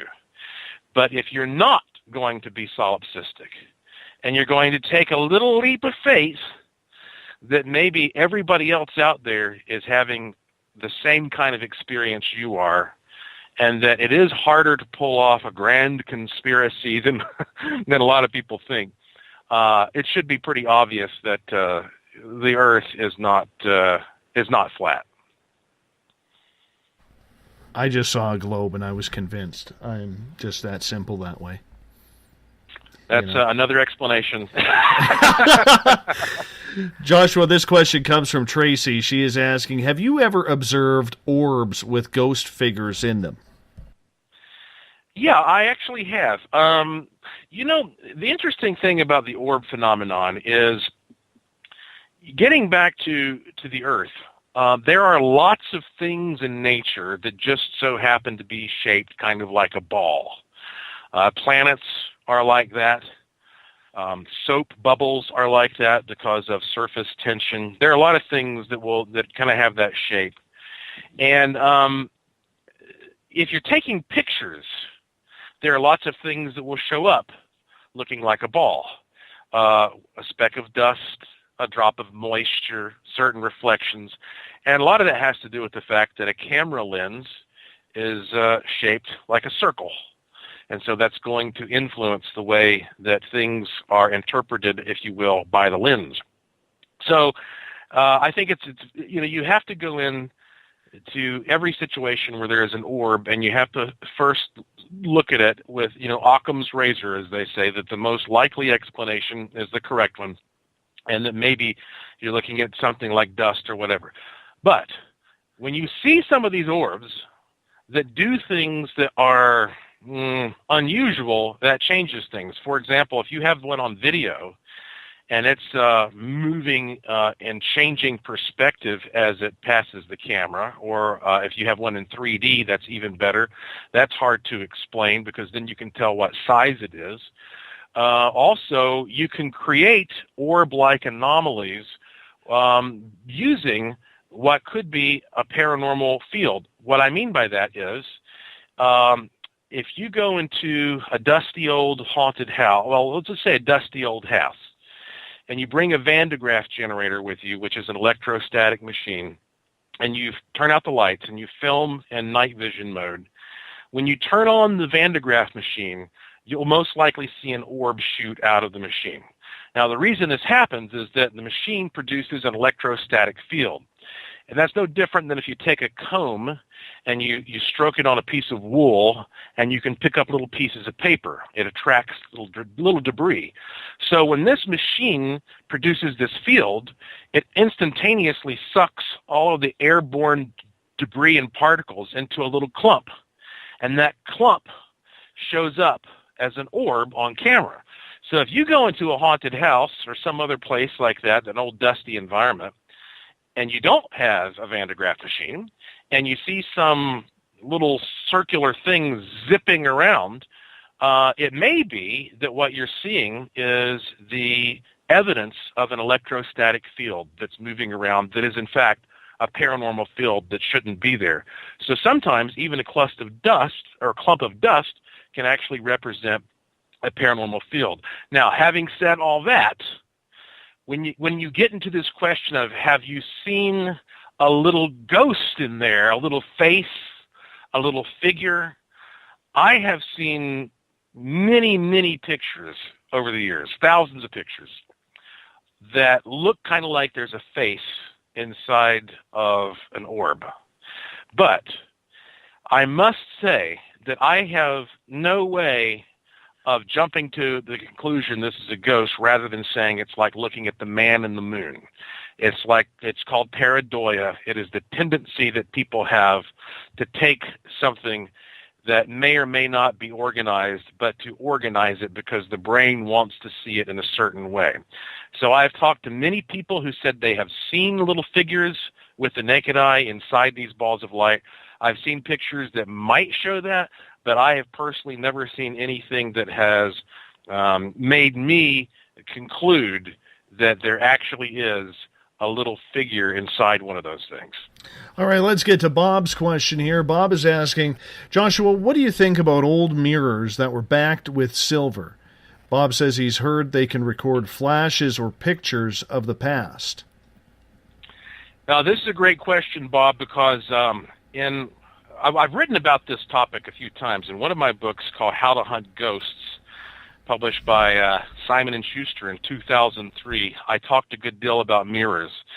And this is because when I first started investigating haunted places, I realized very quickly I would go into a house and the owner would say, "This is the haunted room."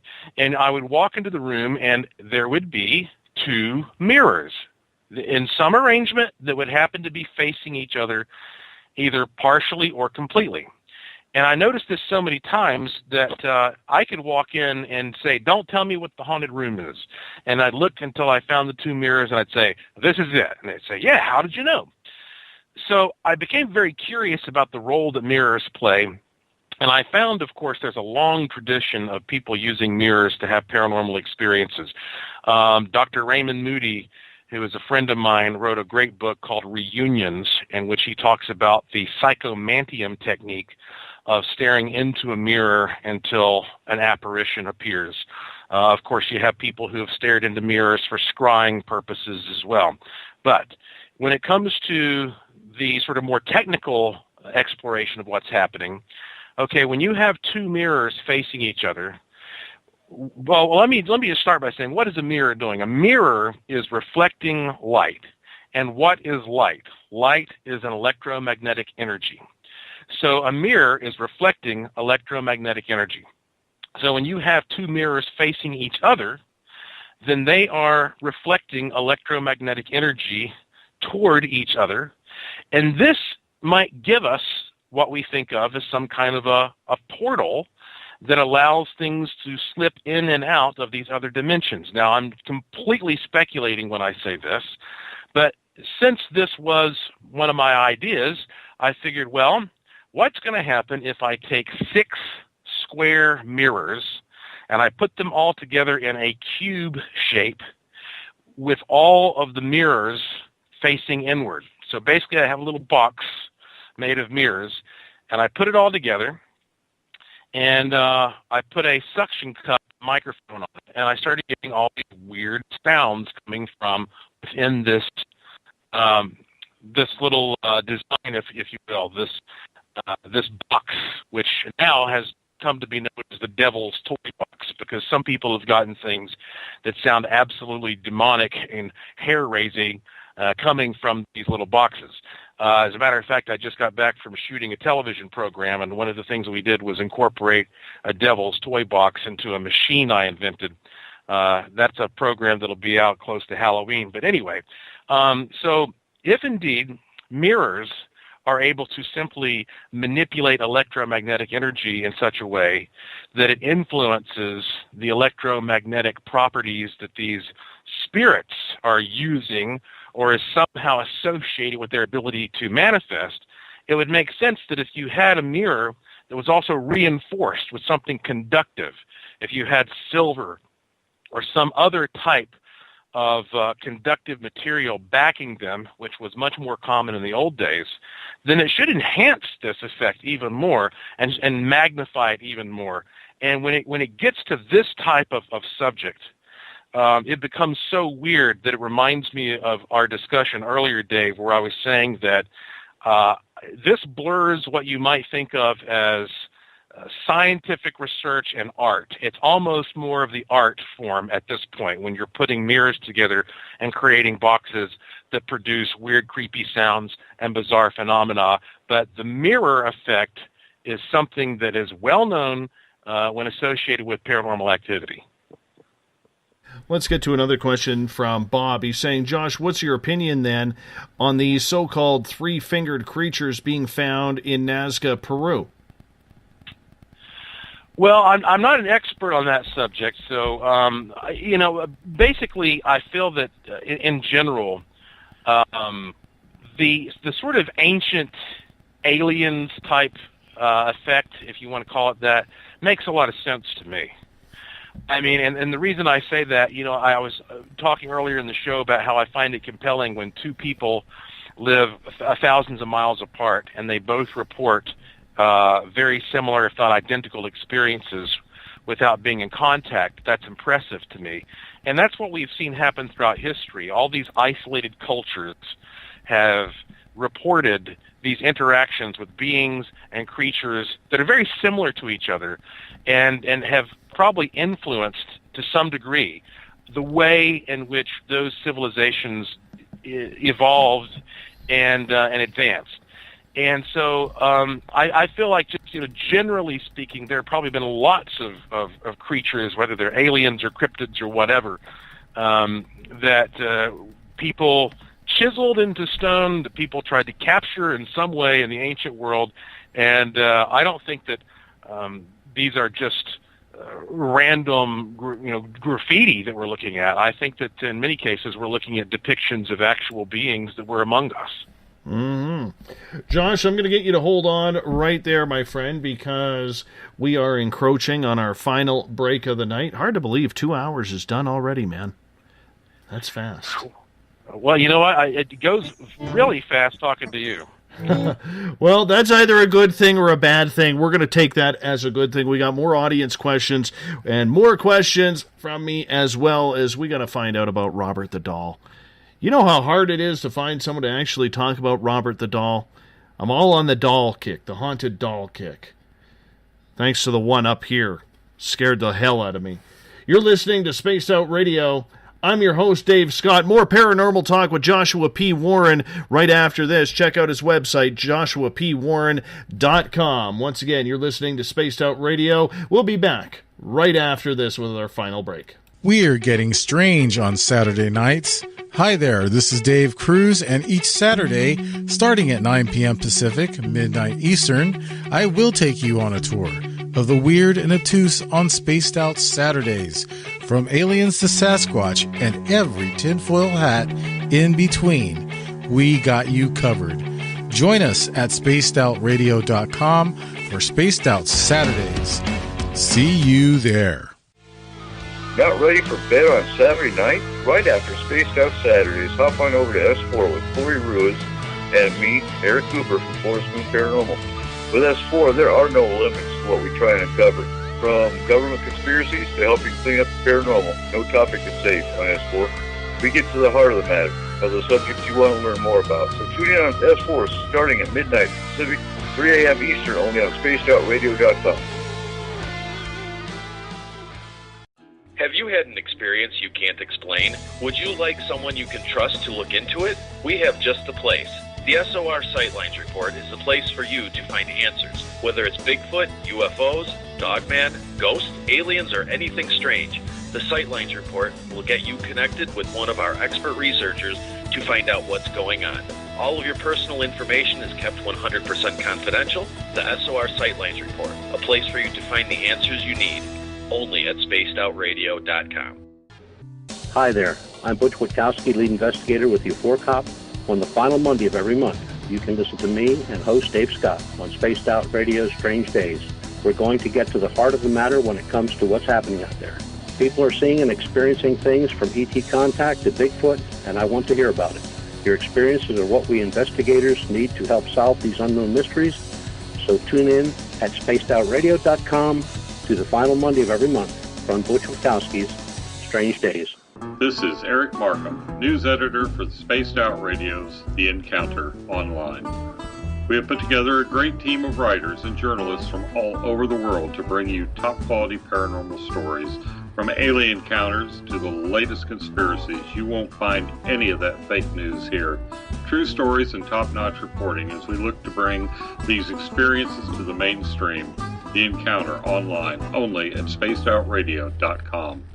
Do you want to know the truth? Do UFOs exist? Are aliens real? Are the governments hiding the biggest secret in history?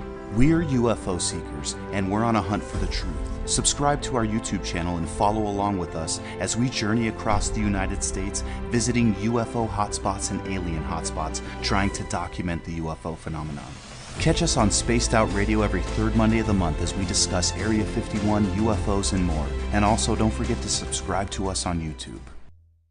Patrolling the Pacific Northwest, we are always on the lookout for the strange and unassuming stories that real people are experiencing. Hi, I'm Vincent Zunza from Pacific North Weird. Me and Alexandra Sullivan have teamed to bring to you those odd stories that never seem to make it into the mainstream. Stories so weird that will leave you scratching your head wondering, is this real? It's as real as it gets with Pacific North Weird. You can watch our videos right here at spacedoutradio.com. Become more intimate and interactive with Spaced Out Radio. Join our Space Travelers Club with your new membership. For $5 a month, we'll provide you with special access to the website, monthly prize draws from books to psychic readings, along with monthly newsletter, private interviews, and more. Sign up today to be part of Spaced Out Radio's experience. Looking for a place to advertise at a very reasonable cost? Look no further than Spaced Out Radio. SpacedOutRadio.com has an advertising tab that you can click to check out our daily, weekly, and monthly packages to play on the radio, or our website including social media. From commercial spots to banners, we have it all. Check out our competitive pricing today. Don't have time to listen to Spaced Out Radio live? Wherever you are, the car, the office, the shower, or even if you're traveling, we're right here for you. Each Spaced Out Radio show can be found on iTunes, TuneIn, and on our YouTube channel, Spaced Out Radio Show. It's the perfect way for you to catch up on our shows. For more information, just head over to our website, spacedoutradio.com, and tune in to us today.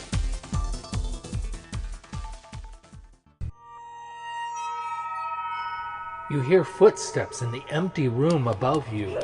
A rocking chair begins rocking by itself. Don't be afraid of the things that go bump in the night. Reach for Spirit Storybox, the iPhone app the Huffington Post UK called the only ghost hunting app you will ever need.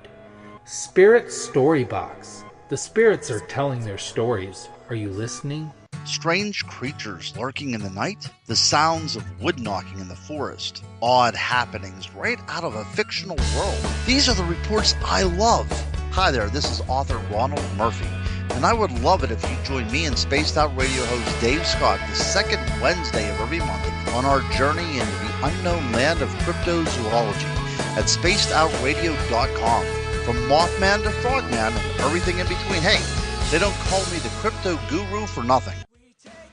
It's Cosmic Sundays with me, Elizabeth Anglin, in Cosmic Passport.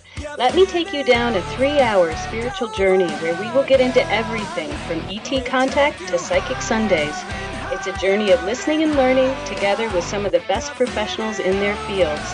You can tune in to Cosmic Passport at spacedoutradio.com every Sunday, starting at 9 p.m. Pacific, midnight Eastern.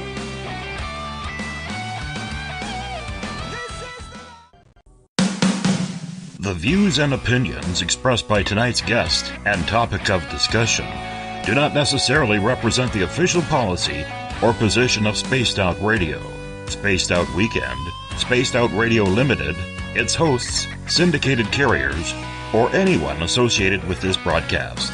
You're listening to Spaced Out Radio with Dave Scott. Follow Dave on Twitter at Spaced Out Radio and hashtag Spaced Out Radio, and on Facebook Spaced Out Radio Show. Now, back to the program. A child grew up too fast, went running wild. Now we don't know who to pray to anymore.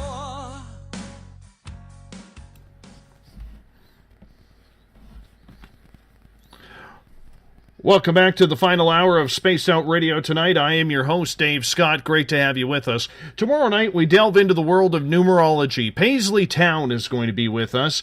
Yes, you hear her on the weekends, but she's never done this show. And we're going to learn a little bit more about numerology tomorrow night at 9 p.m. Pacific, midnight Eastern Time at spacedoutradio.com. We want to welcome in everyone listening in on WQEE 99 Rock the Key down in Noonan, Georgia, home of The Walking Dead. We are live as well on the United Public Radio Network, 107.7 FM in New Orleans and over 160 countries around the world. Good to have you with us as well. We're live on KTLK, The Fringe FM, Renegade Talk Radio out of Las Vegas. And if you're listening in on Revolution Radio, remember the Double R Machine is a donation station financed by you, the valued listener. Head on over to freedomslips.com and donate today. Bill Cardwell has set the password for tonight in the SOR Space Travelers Club. Nathanize. Nathanize is your password. Make sure you use it wisely, Space Travelers, as Bill sets a password each and every night right here on the mighty SOR. Now, if you want to follow us on social media, you can head on over to Twitter and give us a follow at Spaced Out Radio. Use the hashtag Spaced Out Radio when you are wanting to chat with me live during the show as well. Give our Facebook page a like, Spaced Out Radio Show.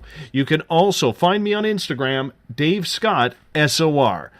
We are also on iHeartRadio in the United States. Still can't crack Canada for some reason, but we're in the United States on iHeart.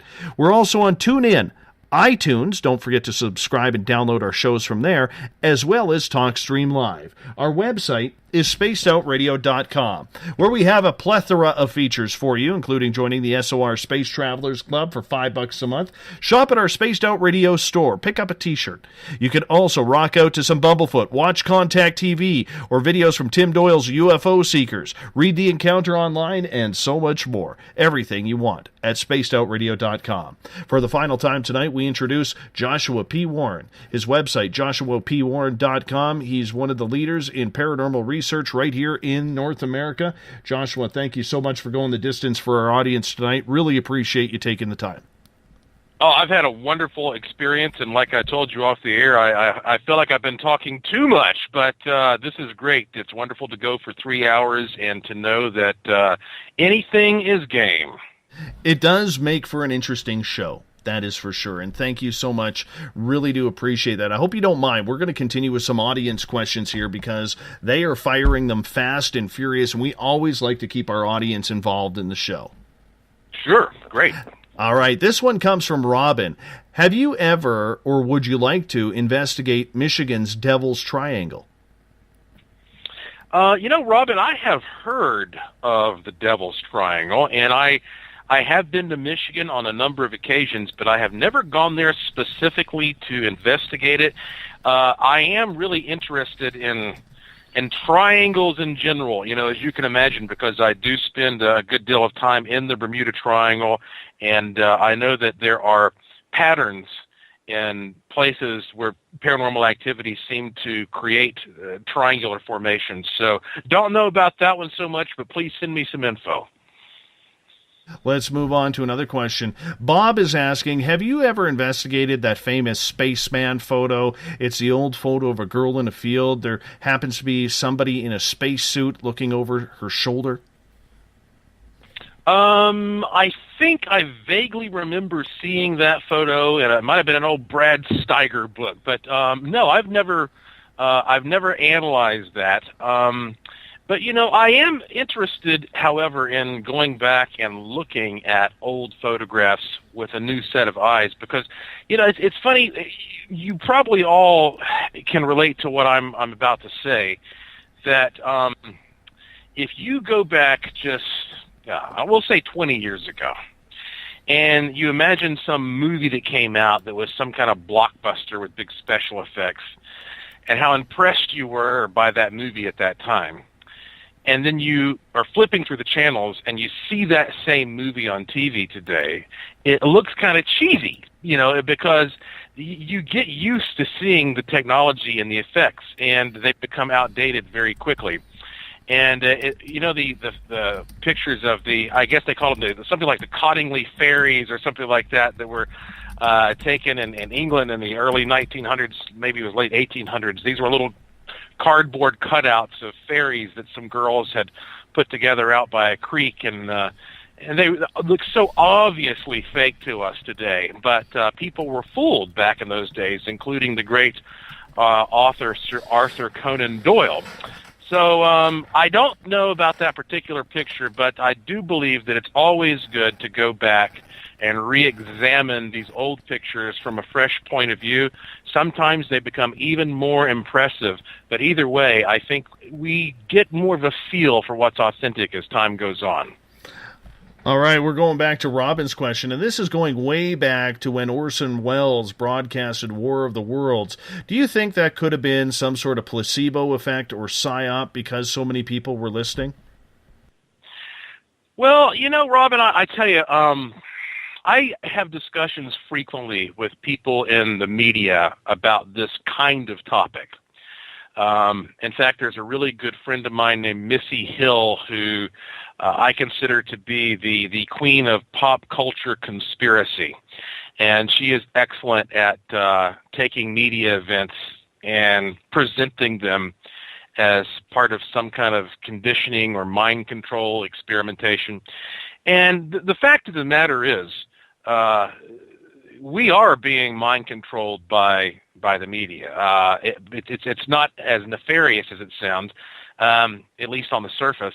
It's mainly just to make us buy things and behave, and to keep everybody in debt. That has a lot to do with it as well. That's how you actually keep a population in control. You keep them in debt.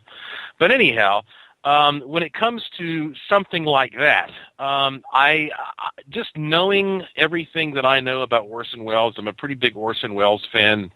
I've read about him and watched his movies and watched lots of documentaries with him and interviews with him at different periods all throughout his life. And I just never got the impression that Orson Welles was part of some type of a conspiracy. If anything, he seemed to be a rebellious artist who was always trying to buck the system.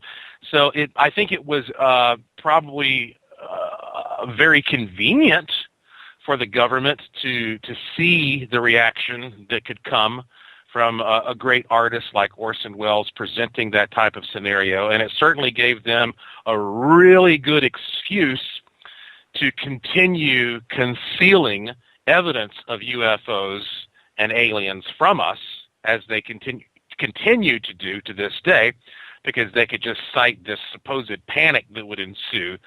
But no, I don't think that in and of itself was created strictly for that particular purpose. All right, let's get to another question. Ron is asking, what are your opinions on people using dowsing or crystal energy to connect or find paranormal activity? Well, first off, when it comes to dowsing in general, dowsing is a pretty fascinating field, because I don't feel that the instruments themselves necessarily have that much inherent power. I feel that dowsing is really the process of using sensitive tools that magnify your own subconscious reactions to psychic feelings.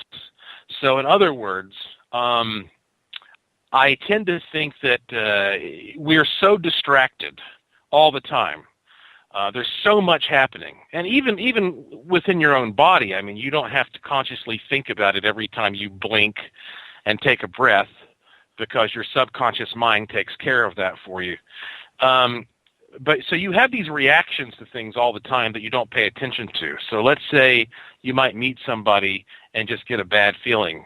You can't put your finger on it, but there's something you just don't like about them. Or you meet somebody else and it clicks, your body is reacting to that by either contracting or relaxing That's really the bottom line. I mean, you either sort of relax or contract with everything you encounter in life, depending on if it makes you feel good or bad. It reminds me of an amoeba. Amoebas do the same thing.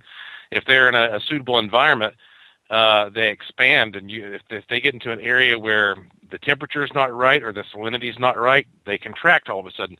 So people are like that as well. So you have all these little microscopic muscular reactions, but you're not always able to pick them out and notice them. And these tools like pendulums and dowsing rods and Ouija boards, these are tools that are able to take those tiny little reactions that are subconscious and magnify them and give you a feedback device so that you can become more clearly aware of your feelings and the information that you're gaining about the environment psychically or otherwise. And that's why it's hard to take dowsing and define it consistently, because it's a very individualized thing. Now, that said, the crystal part that you mentioned, Ron, is a little bonus here, because I do believe very strongly that crystals are extremely powerful interfaces between ourselves and our own bioenergy and the environment. And that really just goes beyond my opinion. Any crystalline structure has a very interesting relationship, but especially something like quartz. I mean, you take a quartz crystal, if you apply pressure or vibration to it, it produces electricity. And if you actually send an electrical current into quartz, it will vibrate. So it's a transducer, essentially, that's able to take electric and electromagnetic energy and turn it into mechanical energy and vibrations and vice versa. And we use this in technology all the time. So, we use it in all kinds of sensitive electronic circuitry. And just recently, Scientific American reported that the Hitachi company had actually created what looks to be like a little square glass, like a little, almost like if you took a microscopic slide and you cut it in half. But it's made of quartz crystal.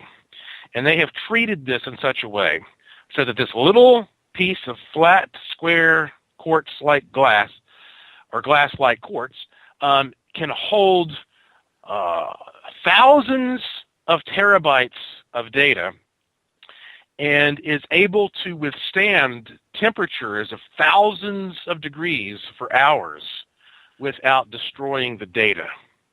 Now, if a little sliver of quartz can do that, you can imagine what a big chunk of quartz could do, especially these crystal skulls or these nice big chunks of quartz that you might find in magic wands and things like that. So I do believe that if you incorporate quartz and other gems into dowsing, it does have a magnifying effect, even more so than regular dowsing, because, again, it is designed by billions of years of geologic evolution to act as a nice transducer between you and your environment. Let's get to another question here. This one comes from Joe, who has great hair, by the way, probably the best hair of any of our audience members. And he is asking, Josh, do you think we will ever find the 5 planes from Flight 19 in the Bermuda Triangle? Well, Joe, I wouldn't say that we'll never find them, but I would be surprised. The reason I say that is when it comes to the Bermuda Triangle, not surprisingly, most people immediately think of the disappearances, most famously those 5 planes and the rescue plane. But what really makes the Bermuda Triangle so remarkable is not just the disappearances, but the way in which some of those disappearances occur. So if you were to go and buy an insurance policy to take a shipping vessel through the Bermuda Triangle, it would not cost you any more because statistically you're no more at risk. But when something disappears, it disappears in a really weird, fantastic way, just like those planes did. But beyond that, beyond the disappearances, I mean, you've got so much other stuff, like, for example, going back to Puerto Rico. Puerto Rico is an island that's only 100 miles by 35 miles. And yet, on this island, you have San Juan, which is the oldest city in the U.S. territory. So it's very haunted, all kinds of spooky tales there.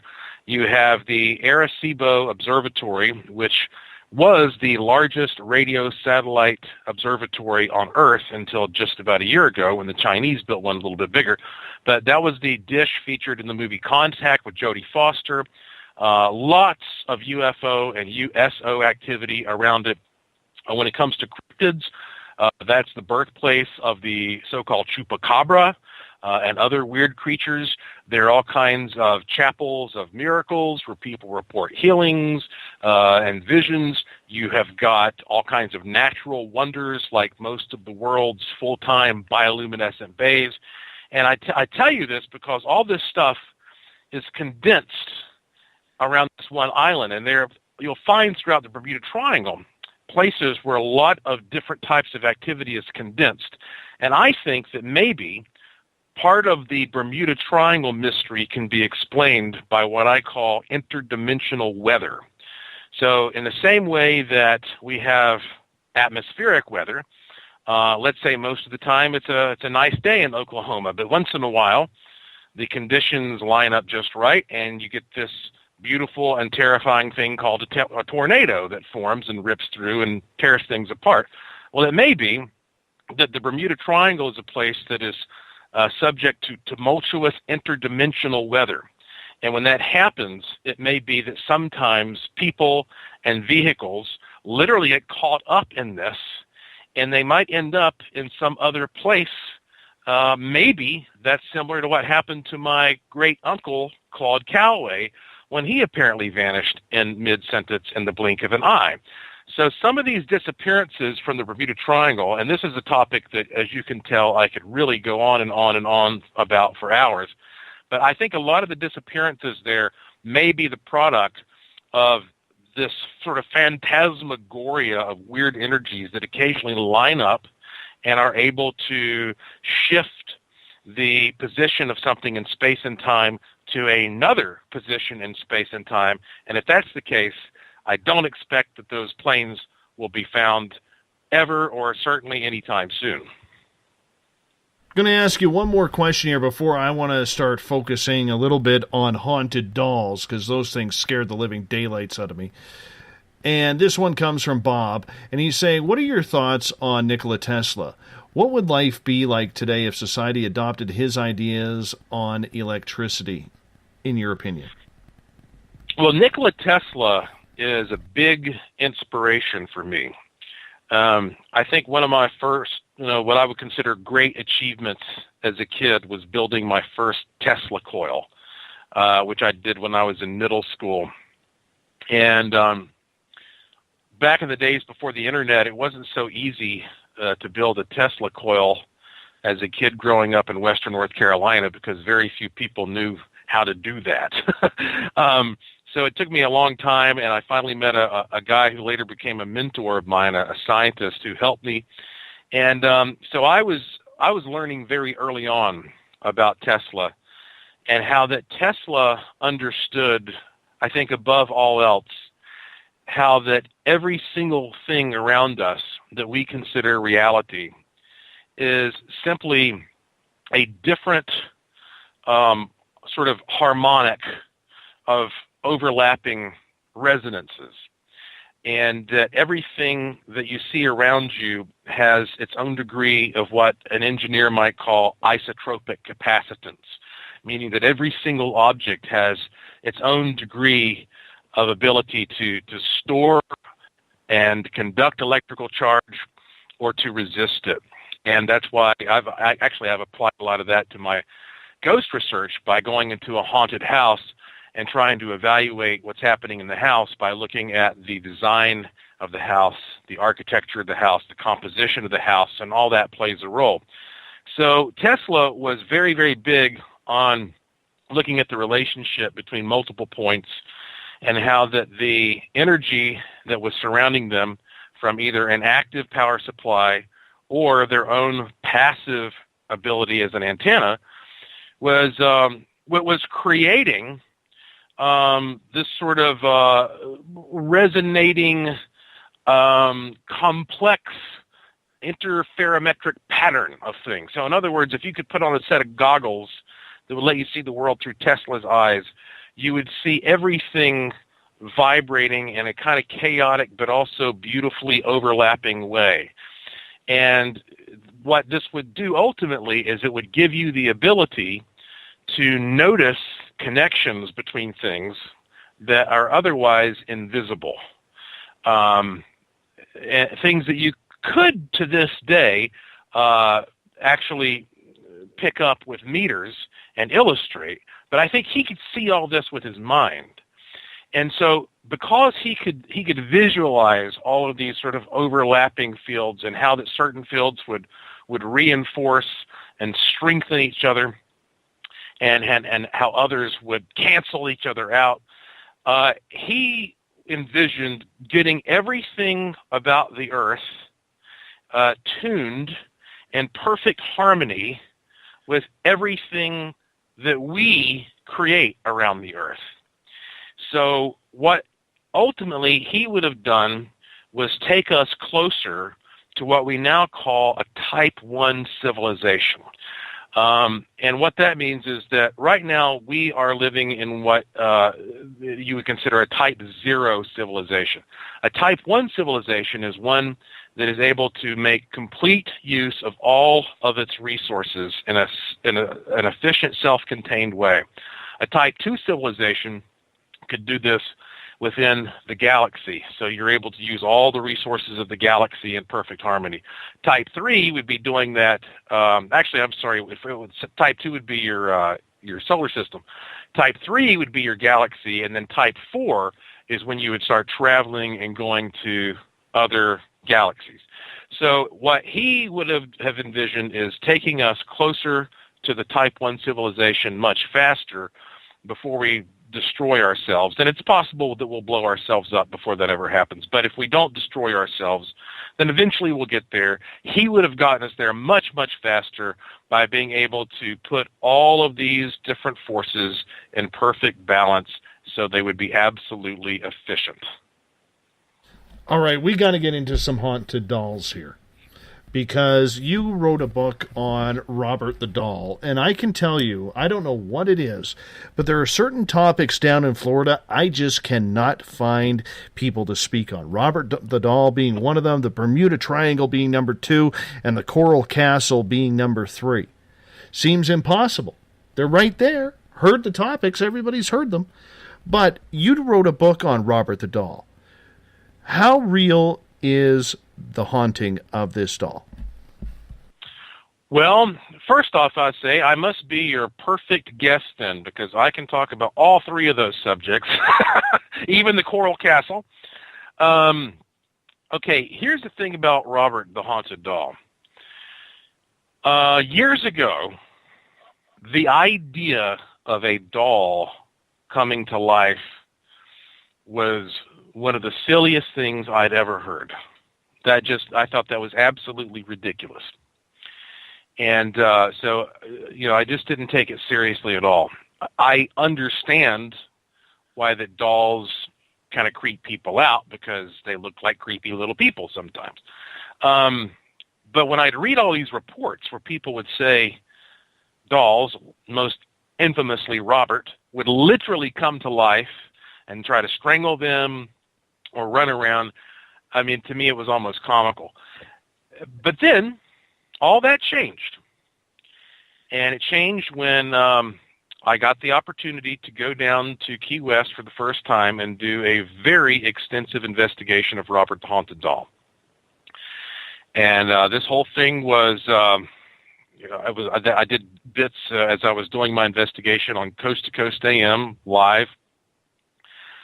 And in prep for this, I started interviewing people who told me about having seen this doll come to life. And I wrote about some of these people in my book, which you can download on my website there. It's called Don't Play with Robert, the World's Most Haunted Doll. And I interviewed a lawyer, museum curators, a lot of people who seemed to me to be very rational people who were telling me that they had seen this doll get up and run around and do all this. And without getting into the whole history of the doll, I'll just say briefly, the doll's over 100 years old. He's sitting right now in a museum called the East Fort Martello Museum. And if you go to see this doll and you're going to take his picture, then you darn well had better ask his permission first, because if you don't, some bad luck might follow you. And if you go down there, you'll see the walls are plastered with hundreds, if not thousands, of letters from people asking for forgiveness because they made the mistake of going there and taking his picture without asking for permission. So I talked to all these people who had seen this doll do various things, rock around in the rocking chair. There's another story I think is great where after they first put him in the museum was hit by a hurricane, and it was flooded, and they went in after the hurricane, and the doll was gone, and they go, oh no, I guess we lost the doll. And then they looked up, and way up in the rafters above is Robert the doll sitting there bone dry. Nobody knows how he got up there. Robert the doll is big. He's about 3 feet tall. He is wearing a little sailor outfit. He has these black, penetrating, beady eyes, pock-marked, slightly deteriorated face, and he's holding a little stuffed lion.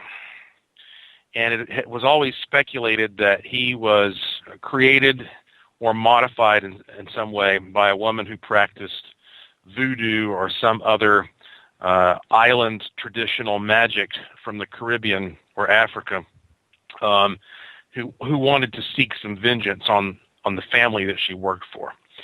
And so anyway, I talked to all those people telling me these stories, and so when I got down there, I thought, you know what, I'm going to be open-minded.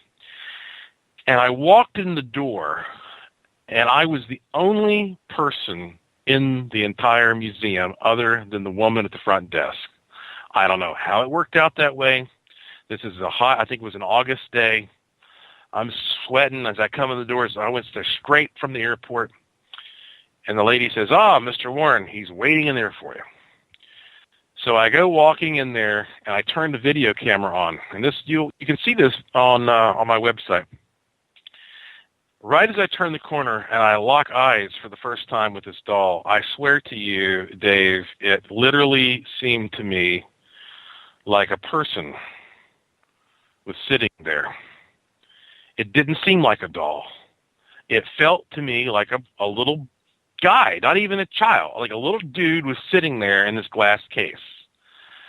And he had this look on his face that was really hard and cold. And I stopped and I said, Robert, my name is Joshua P. Warren. I have come a long distance to study you and to try to bring your story to the rest of the world. And I wonder, may I please have your permission? And I swear to you, maybe it was my imagination, but the face on that doll changed. And it looked like suddenly he was smiling. It was the weirdest thing. And after that, I felt like, I guess we're buddies now. And I went up and I did all kinds of research with him that nobody had ever done before. I was there for about a week. And by the time that was over, I started thinking to myself, you know what? We don't know how it is that these physical human bodies are animated with this thing called life. That is a mystery to us. And if you look at what a human body is, if you grind it up and you look under a microscope, you have iron and copper and zinc and sulfur and magnesium and all these things that we usually think of as inanimate. That's what's in a human. It's just arranged in a different way. So if we can't even explain this mind-body environmental relationship and how it is that the body is animated with life, then why should we be so arrogant to think it might not be possible for some other little physical body to occasionally become animated and filled with life? And so I think it certainly may be possible now that these stories I've heard are true. I never saw anything more extreme than that. But I did discover some other weird things about him, if you want to get into that. But that's Let's get my into opening. it. Let's get into it, because I'll tell you this. I don't know if you've ever heard of Mandy the Haunted Doll. Mandy? Mandy the Haunted Doll, okay? She's all over the internet. And she is actually in a museum about 2.5 hours north of me. And Mandy is an old porcelain doll, probably around 120 years old. She sits in a glass case. Once again, you have to ask permission to take her photo and so on and so forth. And they tell you, do not stare into her eyes. And, well, one day, my friend Glenn was doing a paranormal investigation with his team at the museum. And as the guys are setting up the equipment, they say, "Where's Glenn?" And Glenn, from his time in the military, has bad knees. And they found him kneeling, not blinking, nothing, almost in a trance-like state, face to face with the doll as she is sitting in her glass casing. And they're like, "Glenn, we got to film here. Get up." And he wasn't responding. It took them about 5 to 7 minutes to finally snap him out of it. And Glenn got up, didn't know what he was doing, ran out of the building, and absolutely got sick all over the place. That's very similar to other stories I've heard about Robert. Yes. Did you have an experience with Mandy? I did not. I have pictures of her. She creeped me out. I'm not going to lie, but I'll tell you this. The fun part about that investigation is while the guys were filming, because I'm not part of their team, I just went meandering around the museum. And I passed this mannequin wearing a military outfit from World War I or World War II, you know, the real thick cotton that they used to wear, the poor guys. And I walked by that because my grandmother used to make me patch quilts, make all of us grandkids patch quilts. And they had this giant, like 15 by 10 patch quilt on the wall. And as I'm staring at this patch quilt, out of the corner of my eye, I see this mannequin lean down and look at me. Whoa. And you do that, you do that little bit of and you jump back and you have that little freak out session. So that's what I did, right? Yeah. And so my friend Corey was with me, and I went and got her. I said, "You got to check this out." I said, "There's something in this doll, something in this mannequin." And I walked up to that mannequin, and I stared him right in the eyes, and I said, then I leaned in, I whispered in his ear, I said, "I saw you. I know you're in here. Don't try and hide from me. I know you're there." So on and so forth. So after we were done and the guys were packing up because their main shoot was the next night, I said to Glenn and his team, I said, "You got to go to the mannequin with the military outfit." And so they did. So Glenn, I think, retired as a captain in the Royal Army or British Army because he is from Great Britain. And so he walks up to the mannequin and starts questioning it. And all of a sudden he starts pulling rank on the spirit of the soldier. And there's only the 4 investigators and the museum caretaker doing this because we're actually doing a live show. I'm back in my studio, and I've got these guys on the phone as they are doing the investigation. All of a sudden you hear about 60, 70 feet away, the exit door that is an alarm door go off. Glenn scared this soldier inside that mannequin so much, it ran out the door, through the exit, and the alarm went off. It was the strangest thing. And if you go to our Twitter account and hashtag Spaced Out Radio, Jeff Gear thank you, Jeff, has actually posted pictures of Mandy the Haunted Doll with her cracked face and everything. She scares the hell out of me. Just scares the hell out of me. Dolls, man. Freaky. Yeah, and well, it makes you wonder a couple of things. And like just recently I mentioned I was actually in Las Vegas shooting a television program, and I got to meet a haunted doll called Peggy. And it's one of those things where you don't look the doll in the eye. And I wonder, is it possible that sometimes when a doll is created, that it takes on a spirit as it's being created? I'll give you an example of what I mean, just to give you something to compare it to, and then I'll tell you what I discovered with Robert. So many years ago, I went to, Walmart or somewhere, and I bought this cheap little Acer laptop. It didn't cost much. It was probably the cheapest one that they had. And I bought it just because I wanted something lightweight to take with me on an airplane.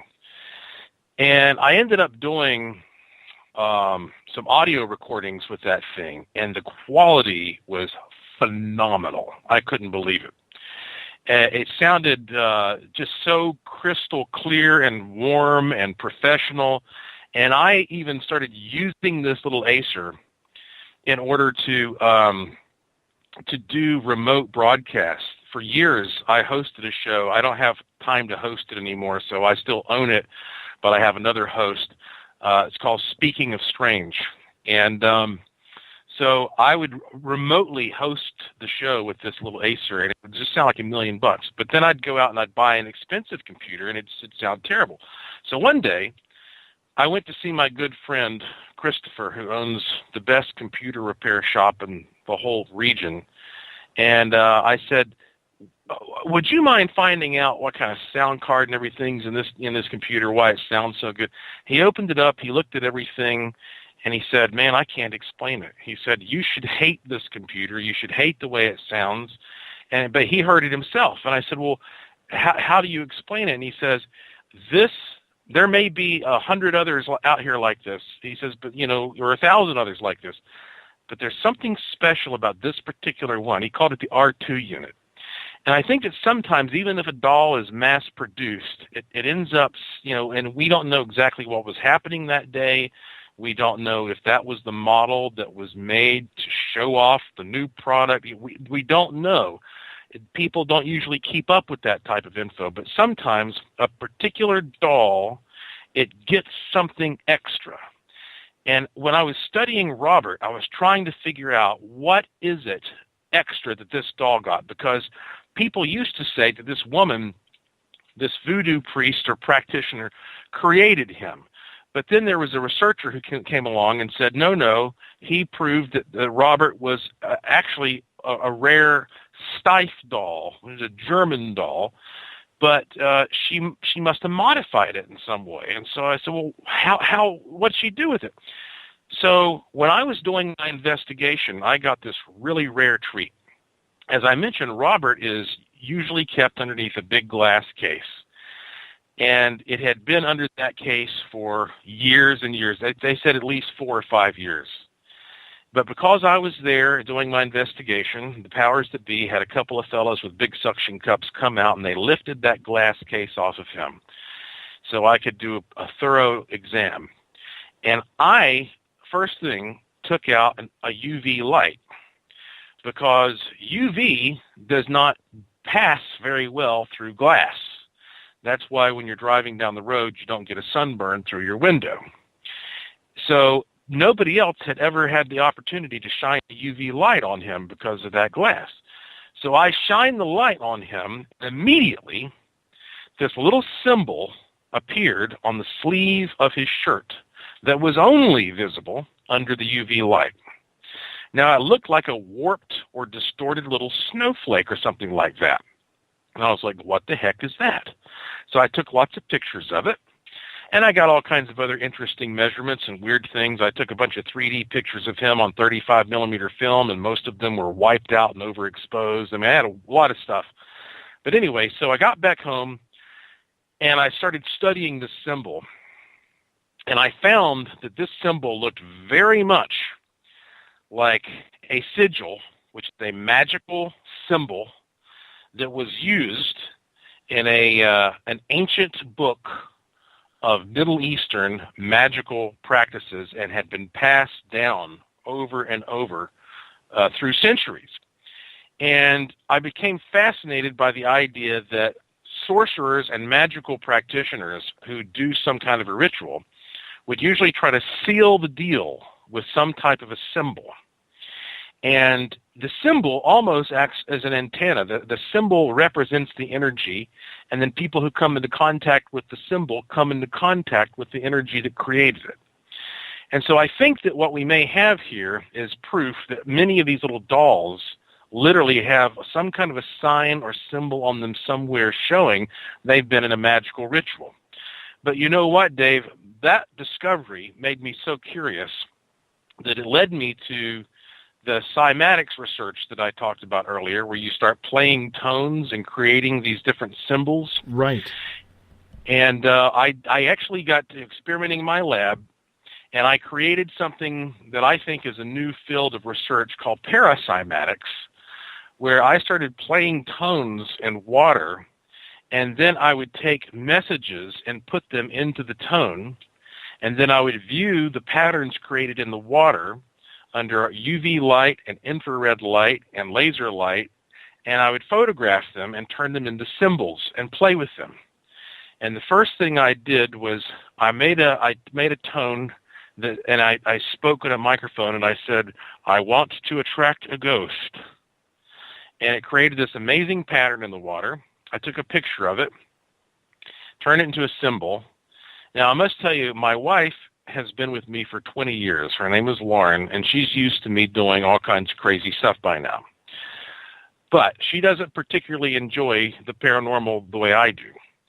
So she went to bed that night, and I went up, and I swear this is a true story. I went up and I put that sigil on the outside of the bedroom door, and I went back down, and I was watching a movie, and she's usually a very sound sleeper, but at 4:30 in the morning, she came downstairs from the bedroom, and she said, "Have you come into the bedroom?" And I said, "Nope."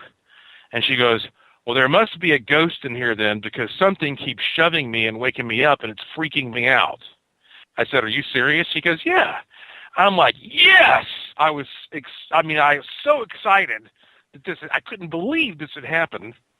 So from then, I kept experimenting. Now, just to wrap that story up, that was the last time I did that, by the way. I took it off the door, and that was not okay with her. But anyway, I ended up making a series of different sigils and doing experiments with them and putting them out there. I did this earlier this year for different purposes and just giving them out there freely to the public, and I've been getting the most amazing stories about people having experiences with these sigils.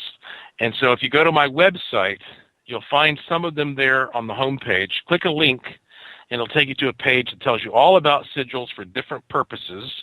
I did some to attract good things, good fortune. I did some to attract vivid psychic dreams, just different things to experiment with. They're all free, and I'd love for your listeners to go there, find one that they want to experiment with, use it, and let me know what happens. Has your research convinced you that what people said hundreds of years ago, if not thousands of years ago, that dolls were created to be the keepers of souls of children who have passed? Well, I think that makes sense that it's been they've been used in that way in the past. It reminds me of the golems of Jewish mysticism, which is basically creating some type of a clay figure in order to trap some type of a spirit, and that thing might actually become real. That's also the origin of the daemon, from which we get the English word demon. Daemons were creatures or beings that were created to go do certain tasks and often would be represented as a little figure. And it makes sense. I mean, that's where the whole tradition of the voodoo doll comes from. I mean, when I was a teenager, I was playing around with the idea of a voodoo doll, and so I didn't believe anything was gonna happen, and I made a voodoo doll, and I I'm not proud to say this, but it's true. I took the voodoo doll and I made it of a guy that I didn't particularly like, and I stabbed him in the heart, and 2 days later he had a heart attack.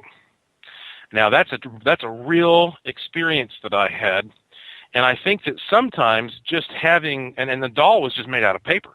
I think sometimes just having a representation of something, it allows you to imagine it so vividly that when your thoughts travel out there to impact the world, they do so in a more substantial way. Thoughts have a physical power. For one thing, if thoughts did not have physical power, there's no way you could move your body. Right now, I think to myself, I want my arm to move up and down, and it does it. That drives physicists crazy because we're used to, Newton's, for every action there's an opposite but equal reaction. We don't know how I want something to move and it just happens. Where does that come from? So that's one reason that thoughts have physical power. Secondly, if you look around yourself, every single thing that a human has created on this earth began as a thought form.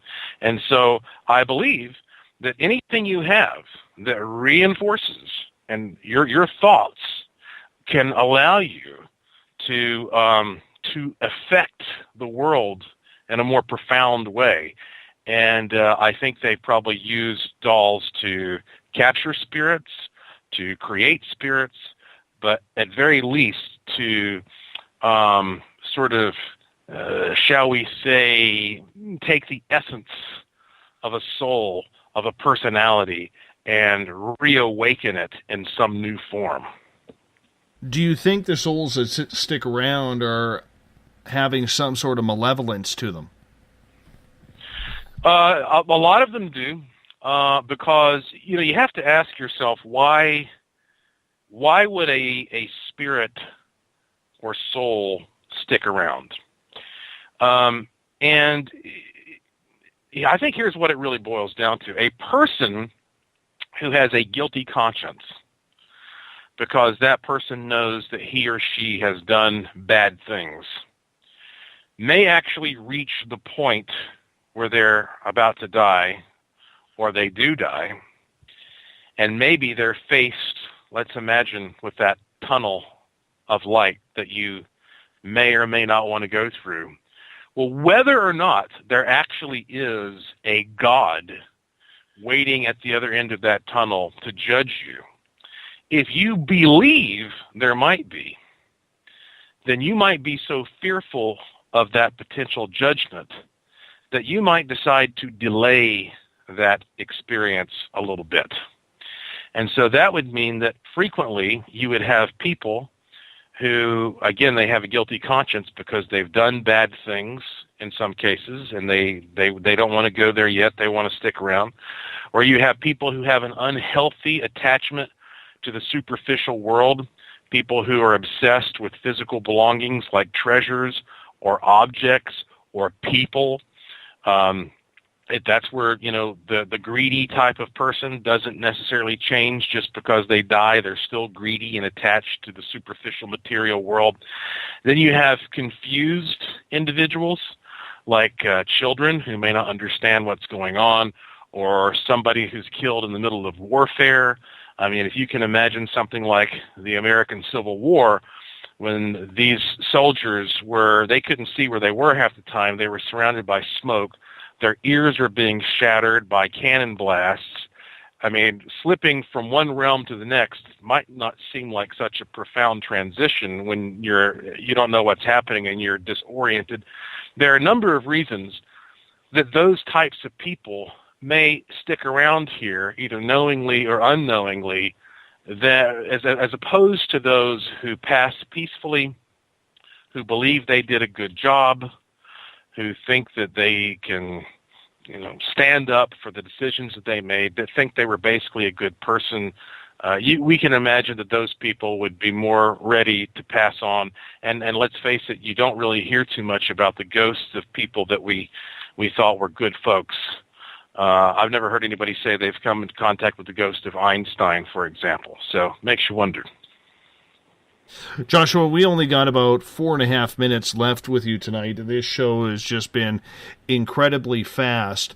When you look at the dolls, do you think that it's people themselves who are putting those spirits into dolls because they so want something to happen, they so want to communicate? Maybe it's their favorite doll they've ever had in their life, or favorite teddy bear, or something along those lines, that it's actually their own energy that is creating a spirit inside the doll?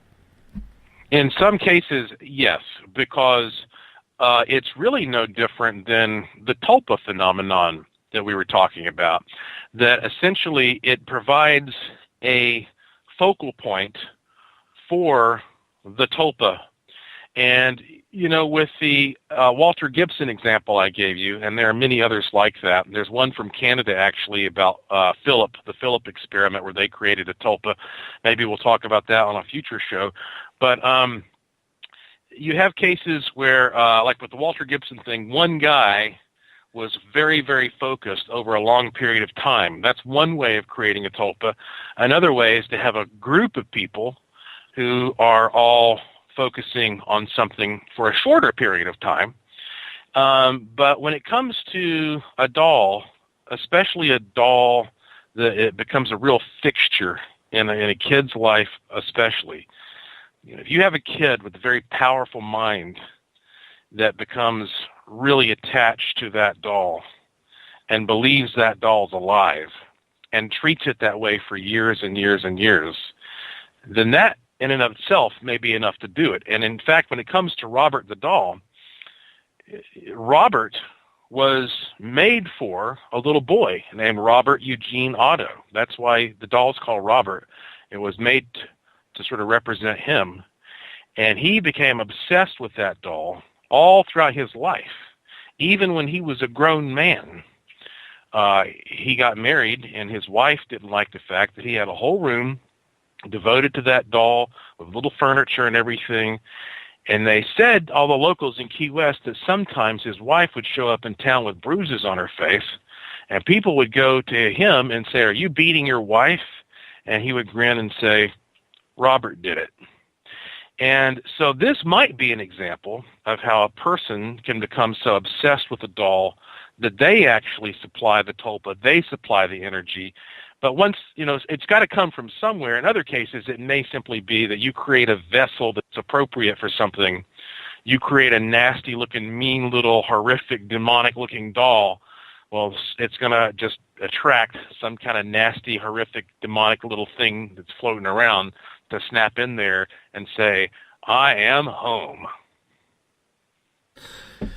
It's just strange how all of a sudden over the last, say, 10 to 20 years especially, that all of these dolls have been becoming popularized. I mean, it seems like every museum has to have a haunted doll in it now.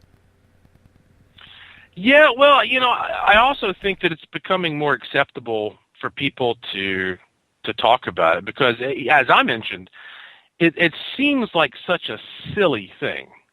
I mean, it just sounds ridiculous. It seems comical. I mean, we think of Chucky and how stupid Chucky looks running around with the meat cleaver or the butcher knife and you know.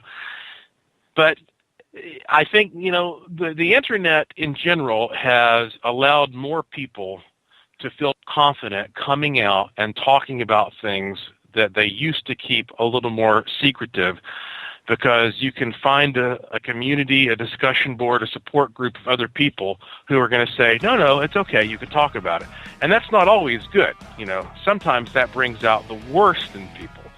But when it comes to the paranormal, I think there are a lot of things that are paranormal that also used to border on silly to the uneducated or uninitiated, that people now have the confidence to come out and talk about. And we're seeing that there are many more of those types of little dolls and similar creatures out there than we used to realize. Joshua, we could probably go another 5, 6, 7 hours, but unfortunately, it's that time of the night where we got to wrap things up. Please quickly tell our audience where they can find all of your information. Well, thank you very much, and Dave, it's just been a great pleasure. And and when it comes to hours of stuff you could dig into, go to joshuapwarren.com. There's no period after the P, If you go to joshuapwarren.com, you'll find all kinds of cool stuff for free. You can get a free good luck charm if you sign up for my e-newsletter. Watch the Wishing Machine movie. Check out the Paracymatics. Check out the OUFOs video. Check out the Gallery of the Strange. There's a lot there. There's 25 years worth of stuff. And I love to hear from listeners, so I look forward to hearing from some of yours. But, Dave, you're doing fantastic work. Thank you. I look forward to our next time. Thank you, sir. Me too. You hold on one second. I'm going to wrap this up. We got Mr. Ron Bumblefoot THAL rocking. Little brother is watching in the background. Bumblefoot is the official music of Spaced Out Radio. Tomorrow night on the program, we have Paisley Town coming on in to talk numerology, spirituality. I'm off Friday night. Dave Cruz will be here hosting our Keith Andrews. I'm going to Guns N' Roses. No offense, everybody. I love them more. Paradise City, rock on. I want to say thanks to my team, Everett Themer, Eric Markham from The Encounter, Tim Doyle, Jolene Lammers, our web designers, Catherine James, social media, Bob Davis, our great pipes as our announcer, Kim Gandy, our director of business management, and Leslie Mitchell-Clark from LMC Media in Toronto. But most of all, I thank all of you in the chat rooms, on Twitter, spreading the word, sharing the events, getting the word out, making us bigger and better each and every night. Because together, my friends, we own the night. We'll talk to you in 21 hours from now. Mr. Bumblefoot, we need a favor. We need you to take us home. Good night.